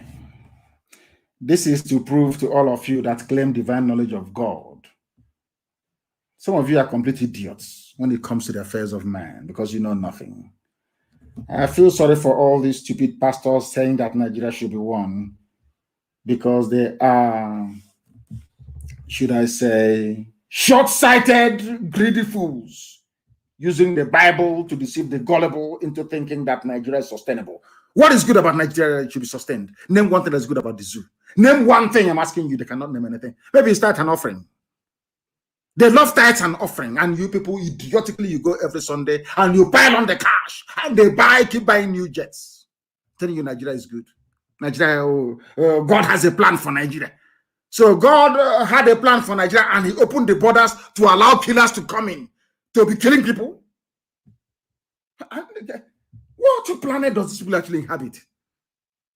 Anyways, it's poverty. Once Biafra comes now, people will become very rich and very affluent. And you will see what will happen. People will submit themselves to reason, not to these superstitious mumbo-jumbo people talking rubbish. I saw something in your life. I see something in your life. Oh dear, these people. They even have 8 churches in one building. Well, some will do service 8 to 10, or others take over 10 to 12. It's something of Holy Spirit. Europeans sat down and saw all of this rubbish many years ago and said, this is nonsense. Let us form the Enlightenment movement. That is why Europe is #1 in the whole world. By Europe, I mean, who founded America? Who developed America? I don't know, Europeans. Brazil, Europe. Australia, Europe. New Zealand, Europe. Everywhere is Europe. You don't know that before? Every other person copied from them. You have to go and copy from Europeans. They are #1. God bless them. They are #1. Because they said, you see all these superstitions, when a cat flies past your house, or you see pussycat in the morning, you start speaking in tongues, that your neighbor has come to get you. All this idiotic, you black people. Ordinary pussycat pursuing a mouse. It's your neighbor that sent the pussycat. A tree that is in your village over 1,000 years old is in your generation that the tree is not an impediment. And you want to be developed. Black and this, you see, you know that poverty, is a evil spirit. When you're possessed by poverty, if somebody tells you to plant a seed and water it and do that, you'll be paying. Poverty. You know, they say Yahoo boys with computer. There are those with the Bible inside mega structures, duping people every blessed day, telling you that Nigeria can be saved. Ndoshi. They don't know anything about the word of God. I feel sorry for these people. I'm not insulting anyone, but I have to make the facts very clear for all of you to understand. Maybe in the future, our grandchildren will save these clips and then replay them. But I want you to remember something today. There was a time, the person who is responsible for the mobile phones you're using today, so to speak, Galileo, was called an antichrist. But today, some of you want iPhone 19, iPhone 56. Even the ones that they have not made, you have placed order. But the idiocy of the people that tried to hold down that very invention, you are replicating today in Africa. Unbelievable. Let me go back to the question I asked you earlier. And I want you to ask the Deputy Speaker of the House of Senate. I want you to ask your governors. I want you to ask anybody around you tonight. Who brought foreign killers into Nigeria? Who brought them in? Why is it that that very question is not being asked every blessed day? Who brought them in to Nigeria? You cannot ask, can you? Any day you answer that question, any day all these criminal pastors can answer that very question, that very day you will begin to reason properly. You will see that Nigeria is unsustainable. Are you telling me that these people, they love Nigeria so much? Let us assume that they are patriotic Nigerians. Why would you go outside to go and bring in killers to come and kill your own fellow citizens? If you claim you love Nigeria, as El Rufai, that midget is claiming today. The midget El Rufai, I'm asking you, if you claim, why would you go outside to go and bring bandits to be killing people? That was confirmed by students kidnapped from Kaduna Polytechnic, that they are kidnappers, most of them were foreigners who brought them into Nigeria. If you claim you love Nigeria, the same Nigeria you want to keep as one. The same Nigeria you want to keep as one. If there's anything that is a lie that I'm saying tonight, don't generalize. So come out and say that this is a lie. Roman Catholic Church wanted to kill, they want to hang Galileo for speaking the truth. Say to the man, oh God, the earth is not the center of the world. It's the sun, that the earth revolves around the sun. It spins. The man, hey, you can't say that. He's Antichrist. You Antichrist. You're against Jesus. Go and kill him. Dear me. Today we know that the earth revolves around the sun, spins at a speed of over 1,000 miles per hour on its elliptical orbit around the sun. When it goes around the sun, when it completes one full cycle, it becomes 1 year. That's how you have 1 year. So you're in 2021. The earth is still spinning around the sun. When it completes the cycle, 2021 will be finished. We'll go to 2022. The man said that is how life is. They said kill him. He's Antichrist. Hey, Ozioma Kanu is in the end. Ozioma Chineke. Because the zoo has fallen. Who brought foreign killers into Nigeria? Nobody can tell us. And the media, Yoruba control the media. They should stop being afraid. Anytime they find one media house, every media house should go on strike and say they will not pay it. Fulani cannot do anything.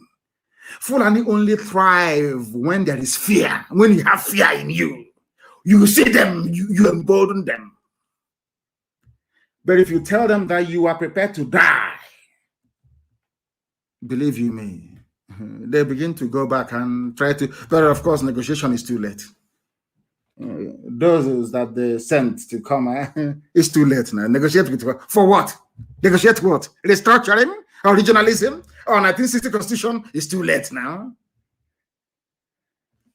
If you want to know why, go to the book of Genesis, chapter 13, from verse 5 to 9. Because of Fulani, because of headsmen, let me not say Fulani headsmen, because of headsmen, the father of all nations, Abraham separated from the nephew, if I'm not mistaken. The same blood. He said, I don't want any trouble. Because of cattle, because of Nama. Because of Nama, the same Nama today causing us problem. Abraham said, no, go your own way. Let me go my own way, please. I want peace. Because of the same cattle, the same Nama today in the zoo called Nigeria. And somebody is telling me they know the Bible. Somebody who comes out every day to claim he's a nationalist, a pride of Nigeria. He wants to be part of Nigeria. The so-called elite, that midget, that short engine in Kaduna called the El Rufai. Short engine. He is part and parcel of the Islamist movement to conquer all of you. And this is for Mrs. Tambuwal to conquer you as well. Mrs. Tambuwal, are you listening? Maybe you're snorting your final cocaine before you take your Hennessy and go to sleep. Mrs. Tambuwal, are you listening? Your husband in Sokoto does not wish you well. You are an infidel. If you don't know, let me educate you. Because what I give you is gospel from heaven itself, not of man. That is why nobody can fault not one single thing that I say. No human being can. If you come out to debate me, I will sink you with facts and figures. With facts and figures. Hagra school.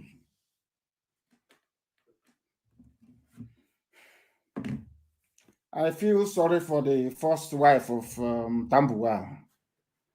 There's one that is snorting cocaine and drinking Hennessy. in Governor's Lodge in Iguacha, saying he's from Rivers. Does a human being, can a human being come from Rivers? It's mommy water that can come from a river now. Mommy water and fish. And mommy water that can come from river. I'm from Rivers. Can you believe such rubbish? And they came, they went to school. I'm from Rivers. I'm a Rivers man. So that means you're papi water then, if you're a man. Not mommy water anymore. If you're a woman, you say I'm from Rivers. That means you're mommy water. You're from the river. All of them went to school. These are our graduates and PhD holders, all lawyers.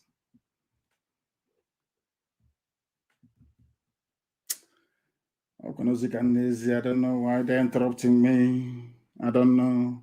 I'm from Rivers. It's okay. Hi, mommy water. I'm from Rivers. Hi, papi water. Since you're from the water, you're from Rivers. Can a human being come from Rivers? I'm asking this. Papi water. You're from the. I'm from Rivers. I'm we Rivers people.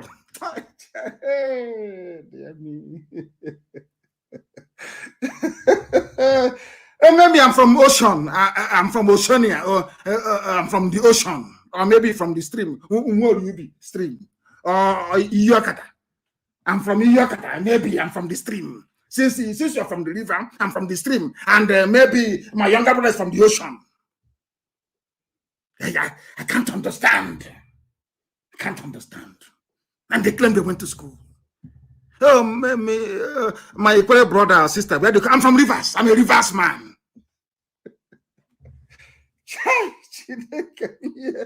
Hey, Lord have mercy. Dear me. Zoological Republic. Zoo. Zoo. Let me preach the gospel that I've been asked to preach to you tonight. Who brought foreign terrorists, murderers, and killers into Nigeria? I want to tell you, because all of you do not reason. Tomorrow night, he will appear on Channels TV. Channels will not ask this very man, why did you go outside to pay killers? Why?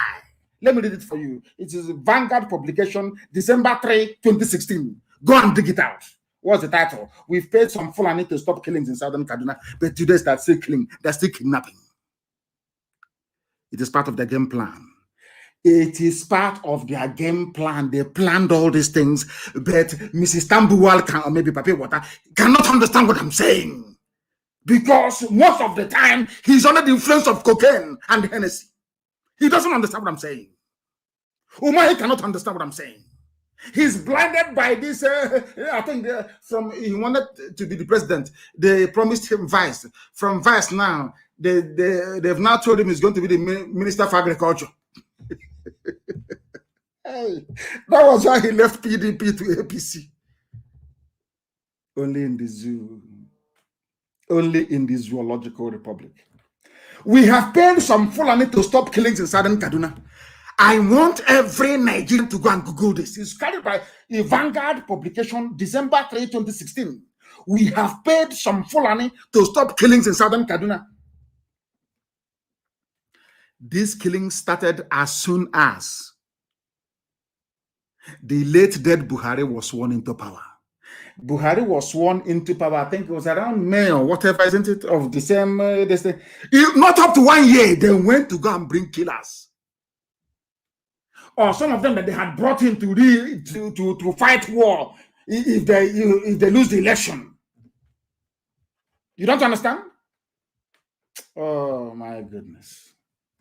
My goodness.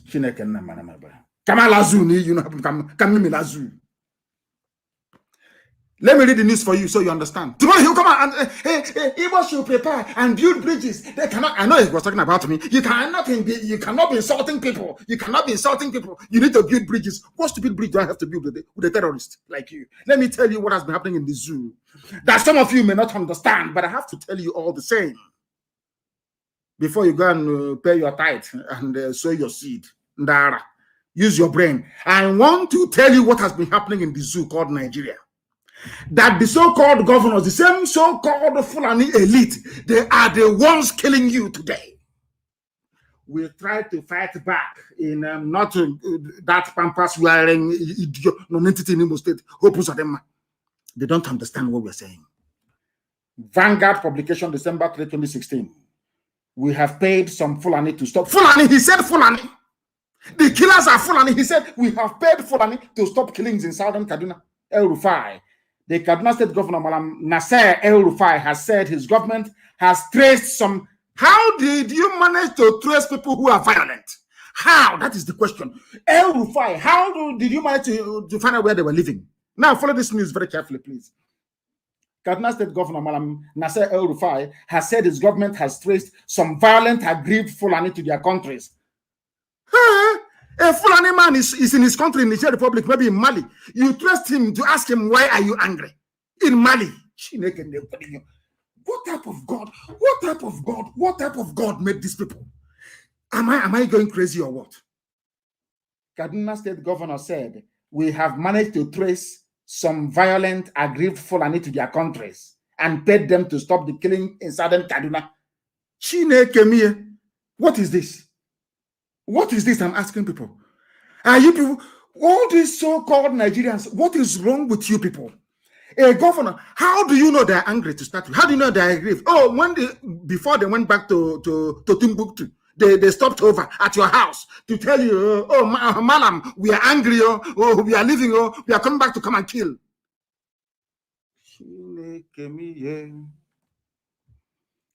Chai, Nigeria. Who did this to you? Black people, who did this to you? Who did this to you?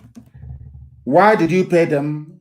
We paid them so they can stop the destruction of communities in southern Kaduna, the same place they went and still kidnapped people. After paying them money, in fact, they even called them bandits then, in December 3, 2016. Now, do you understand? Mrs. Tambuwal, do you understand? Omahi, are you following what I'm saying? The Pampas wearing governor, do you, not even administrator, Sarikin Fulani, are you following me now, Imo State?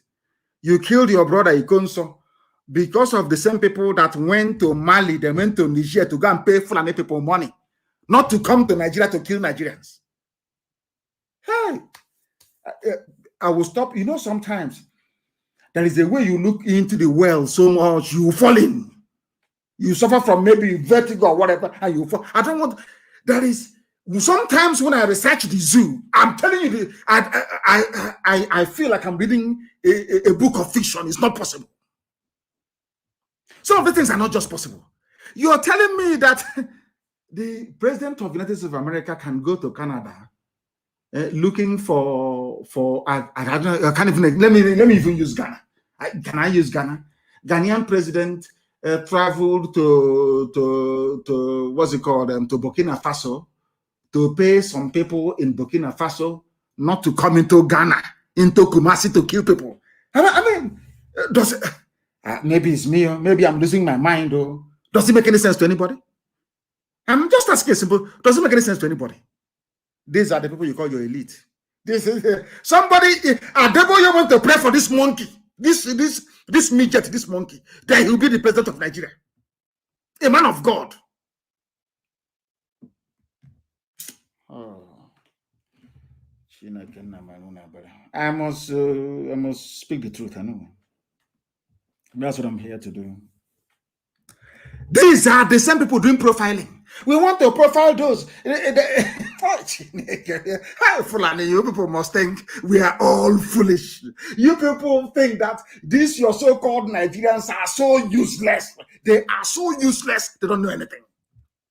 The same people that went outside to go and pay their fellow Fulani money, give them arms, open the borders for them to come in to kill people, are the same people telling you a federal government begins profiling of Nigerians linked to terrorism financing. The same Fulani presidency. The same people that brought in armed criminals from across the Sahel to come to take over your land from you. They are the ones now telling you that they are to begin profiling of Nigerians linked to terrorism. They are talking about terrorism financing. Understand? It's in Channels TV, they carried it. The federal government has begun profiling towards prosecution well-placed Nigerians suspected of being financiers of terrorism in the country. Now, let me take you back to what I just said a few minutes ago. They are profiling, but El Rufai is not being profiled. El Rufai, we have paid money to Fulani across the Sahel to stop killing people. And a short while earlier, I told you, hey, these people, they don't know who they're playing with. A short while earlier, I told you that the students of Agri School or whatever it's called said that the bandits who kidnapped them are foreigners. In other words, putting 1 + 1, giving us 2. El Rufai paid his people to come to kidnap us in our own country, so to speak, according to these kids here. The same people who are responsible for terrorism are the ones telling us now that they're going to do profiling of terror sponsors.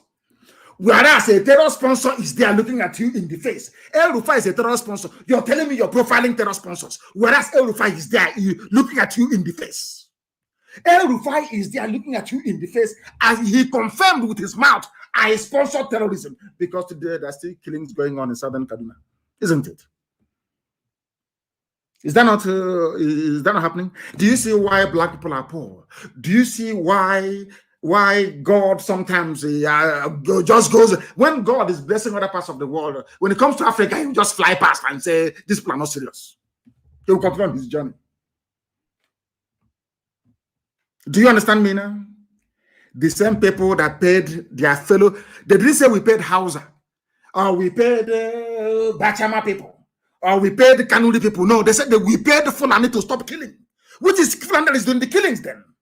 And now somebody who's a Fulani is telling me we are profiling Nigerians, sponsoring terrorism, when a Fulani governor of Kaduna State opened his mouth and said, I gave terrorists money.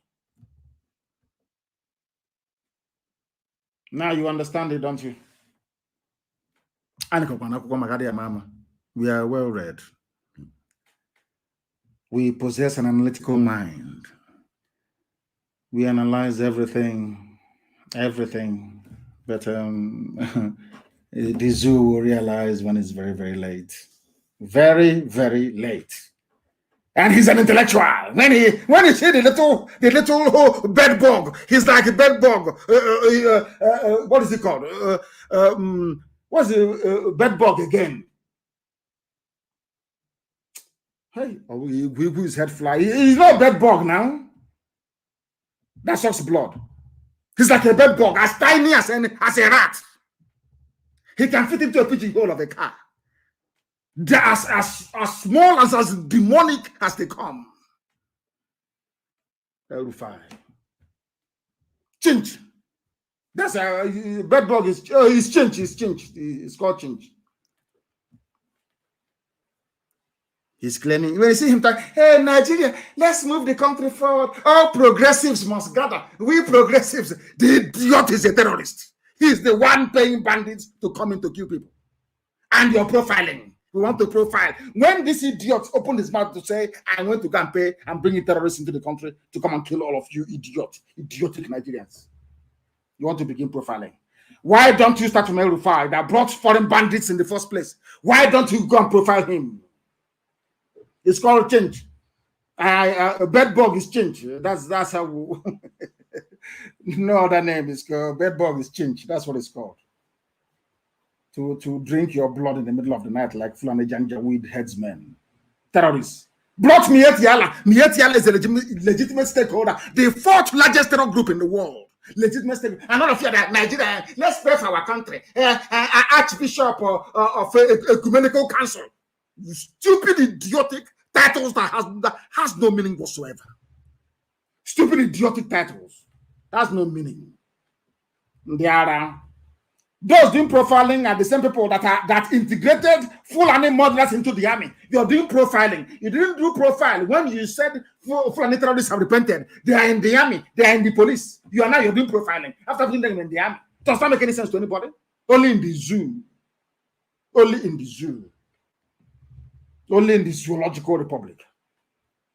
The same people, the same Fulani people that brought in their terrorists into the army, sent some of them to Olo, the same people that have a terrorist as a serving minister, who is privy to every intelligence secret in the zoo. These fools are still asking or wondering about the identity of the people leaking key intelligence secrets, like even their troop movement, to the savages from the foothills of Rajalon, to their own fellow in-house bred terrorists. They are profiling Nigerians to confuse all of you idiots. And Yoruba media will buy this rubbish hook, line, and sinker, as if they are fools, as if they're not educated, as if they don't have any brain. It's something with their useless pastors, idiotic pastors, claiming they are serving Christ, but they're watching as things are going wrong.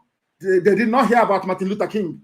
They claim they are pastors. They do not know about Dr. Martin Luther King that fought for the freedom you have for blacks in America today. They did not hear about Desmond Tutu from the pulpit preaching the word of God and challenging evil. These idiots telling me about one night. Thunder fire all of you idiotic pastors claiming, praying for one Nigeria. You people are fools. You people are fools. I'm telling you, you are fools. All of you are fools. You are wondering those who should be profiled. When the Minister of Terrorism, Pantami, is there during cabinet meeting, you are discussing troops movement. You are discussing who to deploy to where. They will go and tell Boko Haram they wait for you on the road, they will kill you. You are telling me about profiling. You cannot profile Pantami, who is there. You cannot profile El Rufai, who is there. You are doing profiling. And the Subanja is there like a church rat under the cabinet, cannot say a word. Stick out and say, let's pray for the country.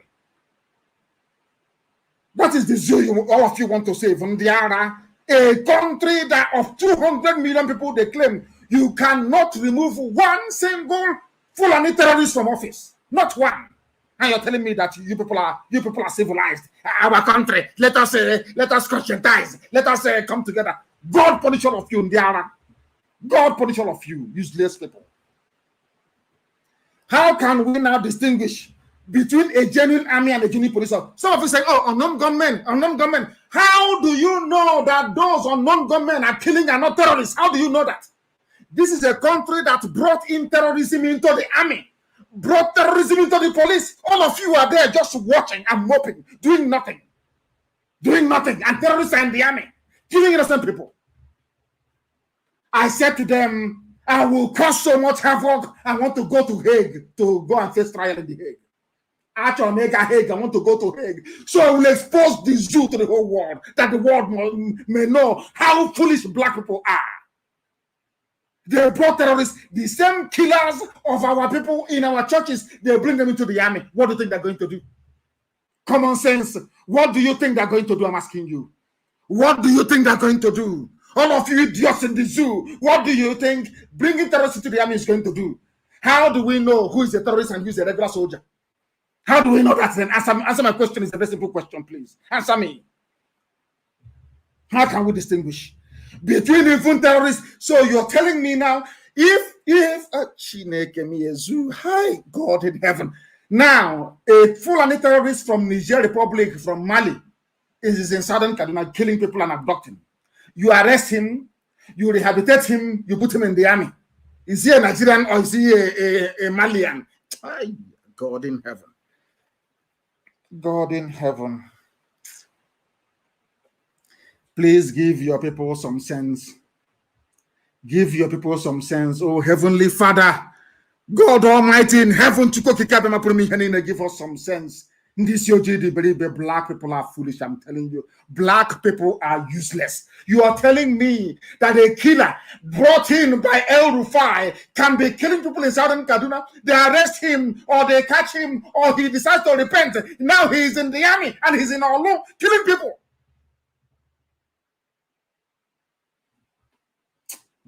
Oh, Chineke, God in heaven. I don't know who they are. But I support unknown gunmen. I don't know who they are, but I pray for them and I support them. This is the question I want to ask Nigerian government in a court of law anywhere in the world. How do you know that those they deployed in our law are not terrorists? How do you know that in uniform? How do you know? Since they incorporate terrorists into the army, terrorists into the police, how do you know? Nobody can answer me. Oh my God in heaven. Nobody right now. In fact, I'm telling all of you, we must see every police officer and every army personnel deployed to Biafra land as our enemy. Every policeman, every army we see is our enemy. Because how do we know which one is a terrorist recruited by El Rufai into the army? From not even local terrorists, from Mali, from Senegal, from Gambia, from Niger. How do we know? Because once you catch them, you integrate them into the army. You don't ask them, oh, where are you from? Before we... God.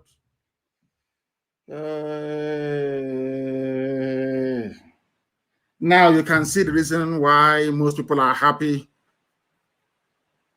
when there is this clash, alleged clash between alleged police and alleged people that we don't know their names.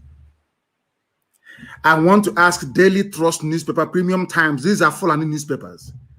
How do we distinguish between a genuine Nigerian soldier and a terrorist from Mali wearing army uniform that claim he or she has repented?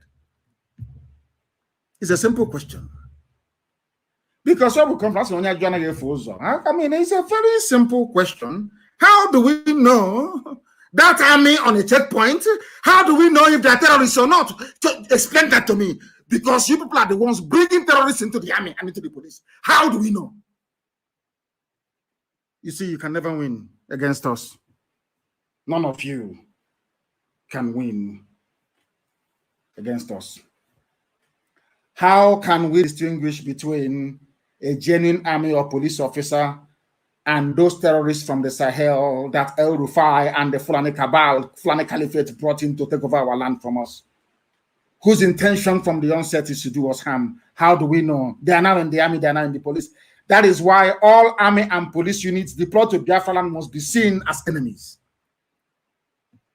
Nobody at the defense headquarters of Nigeria, the National Assembly, no governor, no sophisticated moron, no efulefu can tell us who is a genuine soldier and who is a Fulani terrorist turned into a soldier. Nobody can tell us. Nobody can tell us. This is the mess. This is the mess the world must come to terms with, because we do not know who is the terrorist in the army or police uniform. Therefore, all of them are terrorists to us. All of them are terrorists.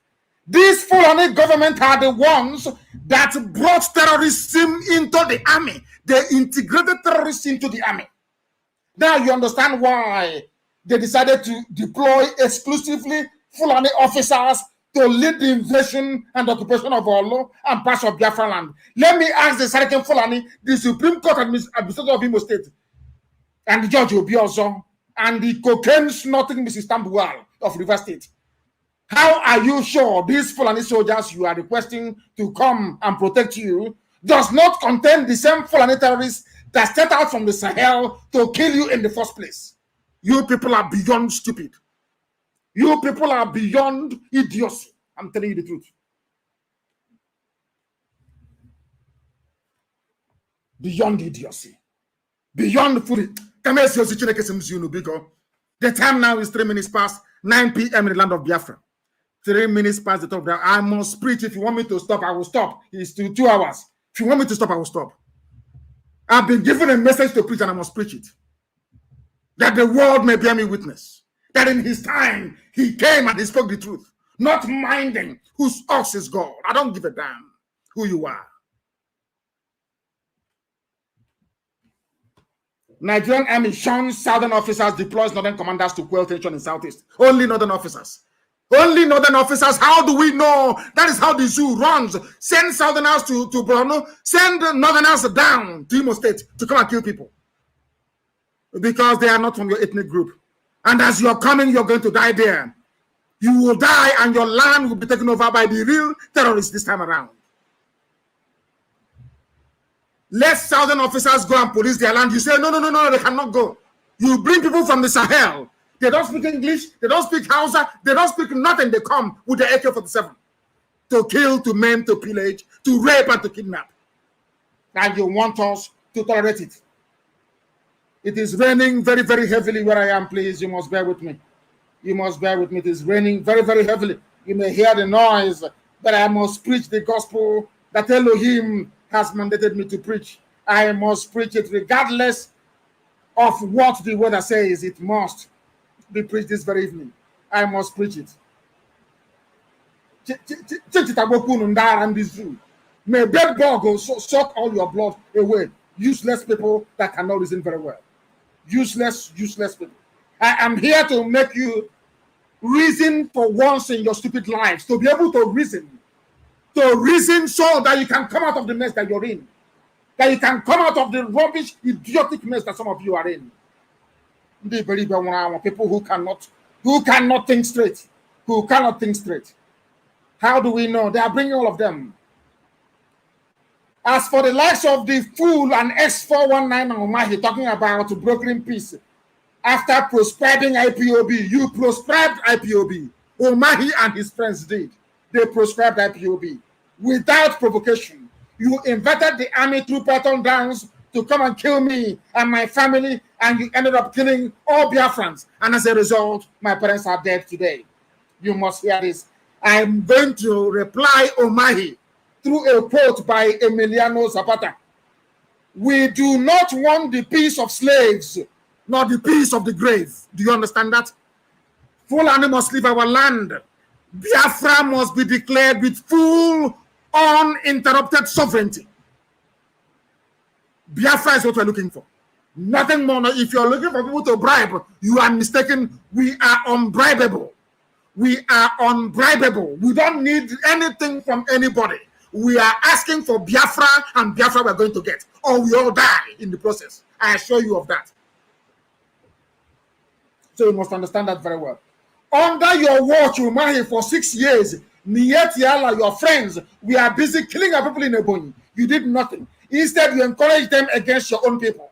When IPOB rose up 4 years ago to challenge them, you sent the police and the army to go and kill people, those defending your land. You sent the police and the army to go and kill people. You sent the police and the army to go and kill people. I am glad that today Dave Umahi with his mouth has confessed that no more Mieti Allah terrorists in Ebonyi State. Who made it possible, I ask of you? Who made it possible, I ask of you? The volunteer command of indigenous people of Biafra. Now Eastern Security Network. You understand that? We drove away the fourth most deadly terror group in the world away from Ebonyi State. Something Umahi could not do. Something no governor could have done. We did it ourselves. Of course, by the grace of the Most High Elohim up in heaven. Today you are boasting. We don't have any more Mietiana, no headsmen in Ebonyi State. Who made it possible, I ask of you? The same people that you proscribed, the same indigenous people of Biafra. You're not ashamed of yourself. You're looking for who to negotiate with. You're a fool. You're a complete fool. I am glad that you have confessed. The same IPOB volunteers and ESN you despise so much. If any of you Efulefu think that allowing Fulani terrorists into our land guarantees you a path to Asorok, then you are more foolish than I thought. None of you Igbo politicians will smell Asorok. None of you will ever go to Asorok. You will never go to Asorok. Never, ever, ever. No Igbo, if you like, you try and see now. Of course, there will be no campaign, so talk less of that rubbish. None of you will smell Asorok. Since all of you came out to gang up against Biafra, none of you will ever smell Asorok. None of you will. It's like the same politics of appeasement of Azikiwe that landed us in the mess we are in today is what you want to play again, only this time around, with the very worst the Fulani race has to offer, which is their terrorism in Mietiala. Shame on all of you cowards masquerading as defenders of the people. Shame on all of you pastors claiming you're preaching the word of God. You are all serpents, all of you. Ndoshi. Today, you fools are condemning the holy saints on non-gunmen. You have forgotten that you people created them. When you were killing young people, slaughtering them left, right, and center, you don't know the one day they will rise up. Is that what you think? Is that what you're thinking? One day they will rise and have risen up. One day they will rise. If you kill them, they will kill you. If you kill them, they will kill you. The killing will continue until you leave our land. It can never stop. It can never ever stop, I assure you. You fools are condemning unknown gunmen. But when you are killing people, you are enjoying it. At all you slaughtered. At Enugu you killed. Iguacha you killed. National High School Aba you killed. You think we can fold our hands? You keep killing for eternity? Now you know you bleed as well. That thing you have, we have it. You kill us, we kill you. You arrest us, we are going to arrest your children. Anything you want, we give you. Because it is Biafra or death. Biafra or we all die. Get him Biafra. I remember how they were jubilating when people were being forced to drink dirty water. They were jubilating. You did not call your army to order. You did not call your police to order. Now people are angry. You're writing your usual junk.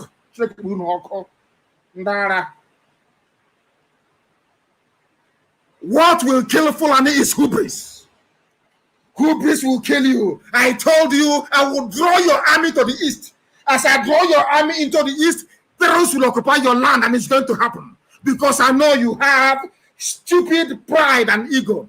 You will take the bait because you're Fulani, you're foolish. You will take this bait I'm handing over to you. You will come to Biafra land there, we are going to kill you. You will die in Biafra land. You are going to perish there. Your army will die in Biafra land. Fulani Empire, the end of Fulani Caliphate will start from Biafra land. It will start from Olo.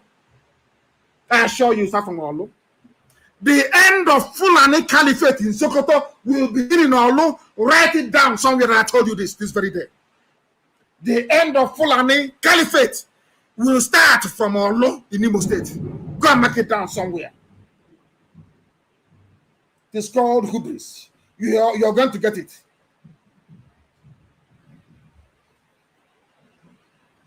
Do you know what they did? Your so-called DSS abducting people. Go to the tweet by Senator Sheikh who said, you know, he's Fulani, but sometimes he is like a human being. I don't know, maybe his father, he must ask his mom where she went to before they conceived him, because he doesn't reason like a typical Janjaweed. He doesn't reason like a typical Janjaweed. In Nupe land, Nupe in Niger State, Nupe land is flowing with blood every blessed day. Do you know what DSS said? DSS wrote a memo. The same DSS kidnapping people everywhere in the East. Did you know that DSS wrote a memo asking Niger people not to panic, that the bandits are passing their area, not to panic? Are you aware of that? Are you aware of that? That they wrote saying, oh, bandits are passing your area, you don't have to panic. But in our land, they are kidnapping people. The same DSS are busy kidnapping people. But in Niger State, DSS, Department for State Security, or SSS, they are busy giving passageway to terrorists who have come to kill you. And you're telling me you're in one Nigeria. What stupid one Nigeria is that? What stupid? Shehu Sani tweeted a message. People living in the outskirts of Abuja were told by DSS not to panic and run when they were about to see headsmen on transit. Headsmen on transit with AK-47 inside Abuja. DSS. Why? Because it's being controlled by Fulani. I know the foolish arrogance and pride of the Fulani will lead them to come to Biafra land, and there they will die. I'm telling you the truth. They will die there. Excessive pride is what's going to kill them. And nemesis will consume them in our land. I'm telling you that. Nigeria is dead as a result of Fulani foolishness and pride. The most backward, un-indigenous tribe in Nigeria coming to conquer the owners of the land. I will not have it. I will not have it. I'm telling you the truth. God knows in heaven. I will not have it. Fulani cannot take 1 inch of Biafra land. Fulani can never ever take 1 inch of Biafra land. They cannot take it. DSS is colluding with them, writing a letter to villagers telling them not to panic. DSS abducting people, telling them about one Nigeria. Our people cannot see because they are foolish. Fulani wants to take our land. Can't you see it? Can't you see it? I'm asking you. Can you not see it? The Zuru is dead and can never, ever be resurrected. Leah Shuaibu is in captivity. Had Leah Shwaibu been a Muslim girl by now, every Christian in the north would be killed. But she is still in captivity. And all I hear stupid Christian pastors saying is tithe and offering, one Nigeria, one Nigeria. Whereas a Christian girl is in captivity. In captivity. The same thing cannot happen to a Muslim girl. Nothing. The same DSS kidnapping people are the ones granting passage to terrorists in Niger State and in Abuja. The same people. Don't take my word for it. It was tweeted by a Fulani man, an ex-Fulani senator, Sheikh Husani.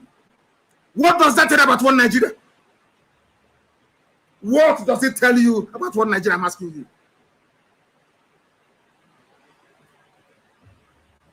This is the one Nigeria of TB Joshua. This is the one Nigeria for Deboye. This is the one Nigeria of all these criminal pastors. This is one Nigeria for you. We are DSS on one hand is abducting people in the south, and in the north, they are giving passageway to terrorists. Oh my goodness me.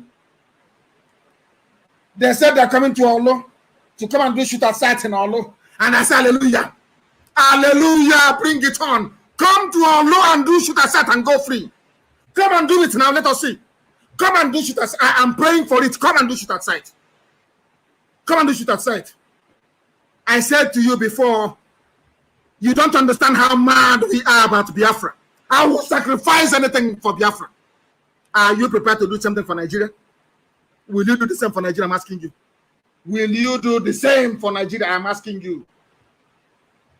Will you do the same for the Zoological Republic? Anything you want, we give to you. Come and do your shoot at sight. Come now, we are waiting. Come and do it. You know, then you will see hell. You haven't seen nothing yet. What you're seeing now and you're complaining, you are about to see more. Since some of them prefers to do shoot aside, I am asking Biafrans tonight to prepare for all-out war. Because if they carry out this very threat, every APC person in the East will go down. If you're in APC, I don't care. If you're Igbo, you're Yoruba, I don't care where you come from. If you're in the East, you will go down. Let them carry this shit aside. Let them carry it out. Every APC politician will die. I assure you of that. Then you know how insane we are. Come and carry it out now. Let us see you. Let us see you. There are useless, idiotic people. Useless, idiotic people. Anybody who supports one Nigeria is your enemy. Is your enemy. They are gaining something from you. They don't want you to be free. That person is your enemy. And you must fight that very person with the last thing that you have in your possession. If Fulani, they think they are stubborn. You went to APSU to go and take students. You think you are stubborn. We know where you took them to. I gave you 48 hours, within 24, you release them. I know you should, hold on to them now. Hold on to them, you will see what will happen to you. If you are in the army or police, leave Biafra land. Burn your uniform. Burn it. Burn your uniform because, anyway, let me not go too far. Let me not go too far. In Kanu State, in your so-called one Nigeria, they have banned dancing during wedding. You can no longer, there are dances that are considered immoral in Kanu State. And that is where you claim you're in this. Let me bring this program to a close. But I want to respond to what Mrs. Tambuwal of River State said. I understand he is always under the influence of drugs. So I will try to take my time to explain things to him, but maybe not tonight. Maybe not tonight. I will dissect it in 2 days' time. Today is Sunday. On Tuesday night, I will dissect this for him. I want to let Mrs. Tambuwal understand. He said rivers can succumb to secessionist agenda. Rivers cannot. How will ocean succumb? Or stream? Or mountain? Or valley? If river cannot succumb to secession, maybe ocean will. Atlantic Ocean will. So-called educated people. Rivers cannot succumb to secessionists. What is rivers? You were created to spite Biafra. Core states, Cross River, Ogoja, rivers created by Gowon to divide Biafra. You fool, you bought into it hook, line, and sinker because you were trained with abandoned property money. You're a thief. Your family are rogues. You people benefited from abandoned property. That is why you're talking this nonsense about rivers. Maybe we should talk next time. We'll talk about the ocean. Mad people. You're from Benin. You went to Benin, they rejected you. They told you you're not from Benin. Is that not the case? Equal people from Unkore are no longer Igbos. They are from Benin. Shameless idiot like you. You have no brain. You snort cocaine and you drink Hennessy. A fellow man, idiot, after you be talking like somebody who is been in a village Biafra for the past 2 weeks. Rivers people. What's the meaning of rivers? What is the meaning of rivers? You idiot, I'm asking you. What's the meaning of rivers? These are the so-called lawyers you have in the zoo. No wonder there is no judiciary in the zoo with idiots like you everywhere. They are lunatics all over the place. You're from Benin. Benin rejected you. You are rivers. We rivers. How about we ocean? Oh, but I'll look into your case in greater detail next time. I will tell you about Ikore men who are proud to be Igbo people. Because you're a complete fool and an idiot. During referendum, you only have 1 vote. You only have 1 vote. Because you are in government house. All of a sudden, you are rivers. Very soon, you'll be ocean. Let me very quickly, because what I wanted to preach tonight is just too many. But I want to let our people understand this, that the media blackmail against IPOB has increased recently. If you go to Google now and you type in Nnamdi Kanu, believe you me, all you see are news from BBC. And you know that BBC are neo-colonialists. You know that BBC, even including BBC, they are working for slave masters in Britain. You must understand that. I was very, very disheartened that even Amnesty International had been bought over by the zoo as well, because they have limitless cash. They can buy up anybody. They have bought over Google. They have also bought over Amnesty International in Nigeria, who are now carrying unverified news by people that want to sustain the zoological republic. Daily Trust, Punch newspaper, and all the rest of them, even Amnesty International, no investigation done, and Amnesty is carrying such rubbish on their Twitter handle. A whole amnesty. Because anything that comes to Nigeria is corrupt, isn't it? If you are not corrupt when you come, Nigeria will corrupt you. And I'm sad to say that Amnesty International in Nigeria, they have now been compromised fully. They have now been bought over by the zoo. All the years of threat has paid off. They have now been compromised. Our media must wake up and do the needful. There must be daily rebuttals to checkmate what all these evil people are doing against us. They can never prevail. We have always defeated the zoo. In this very battle, we are also going to defeat them. We are going to defeat them. I have a few special announcements to make tonight, and I want to make it very, very clear. You know, when people are in IPOB, they think they've arrived, you know.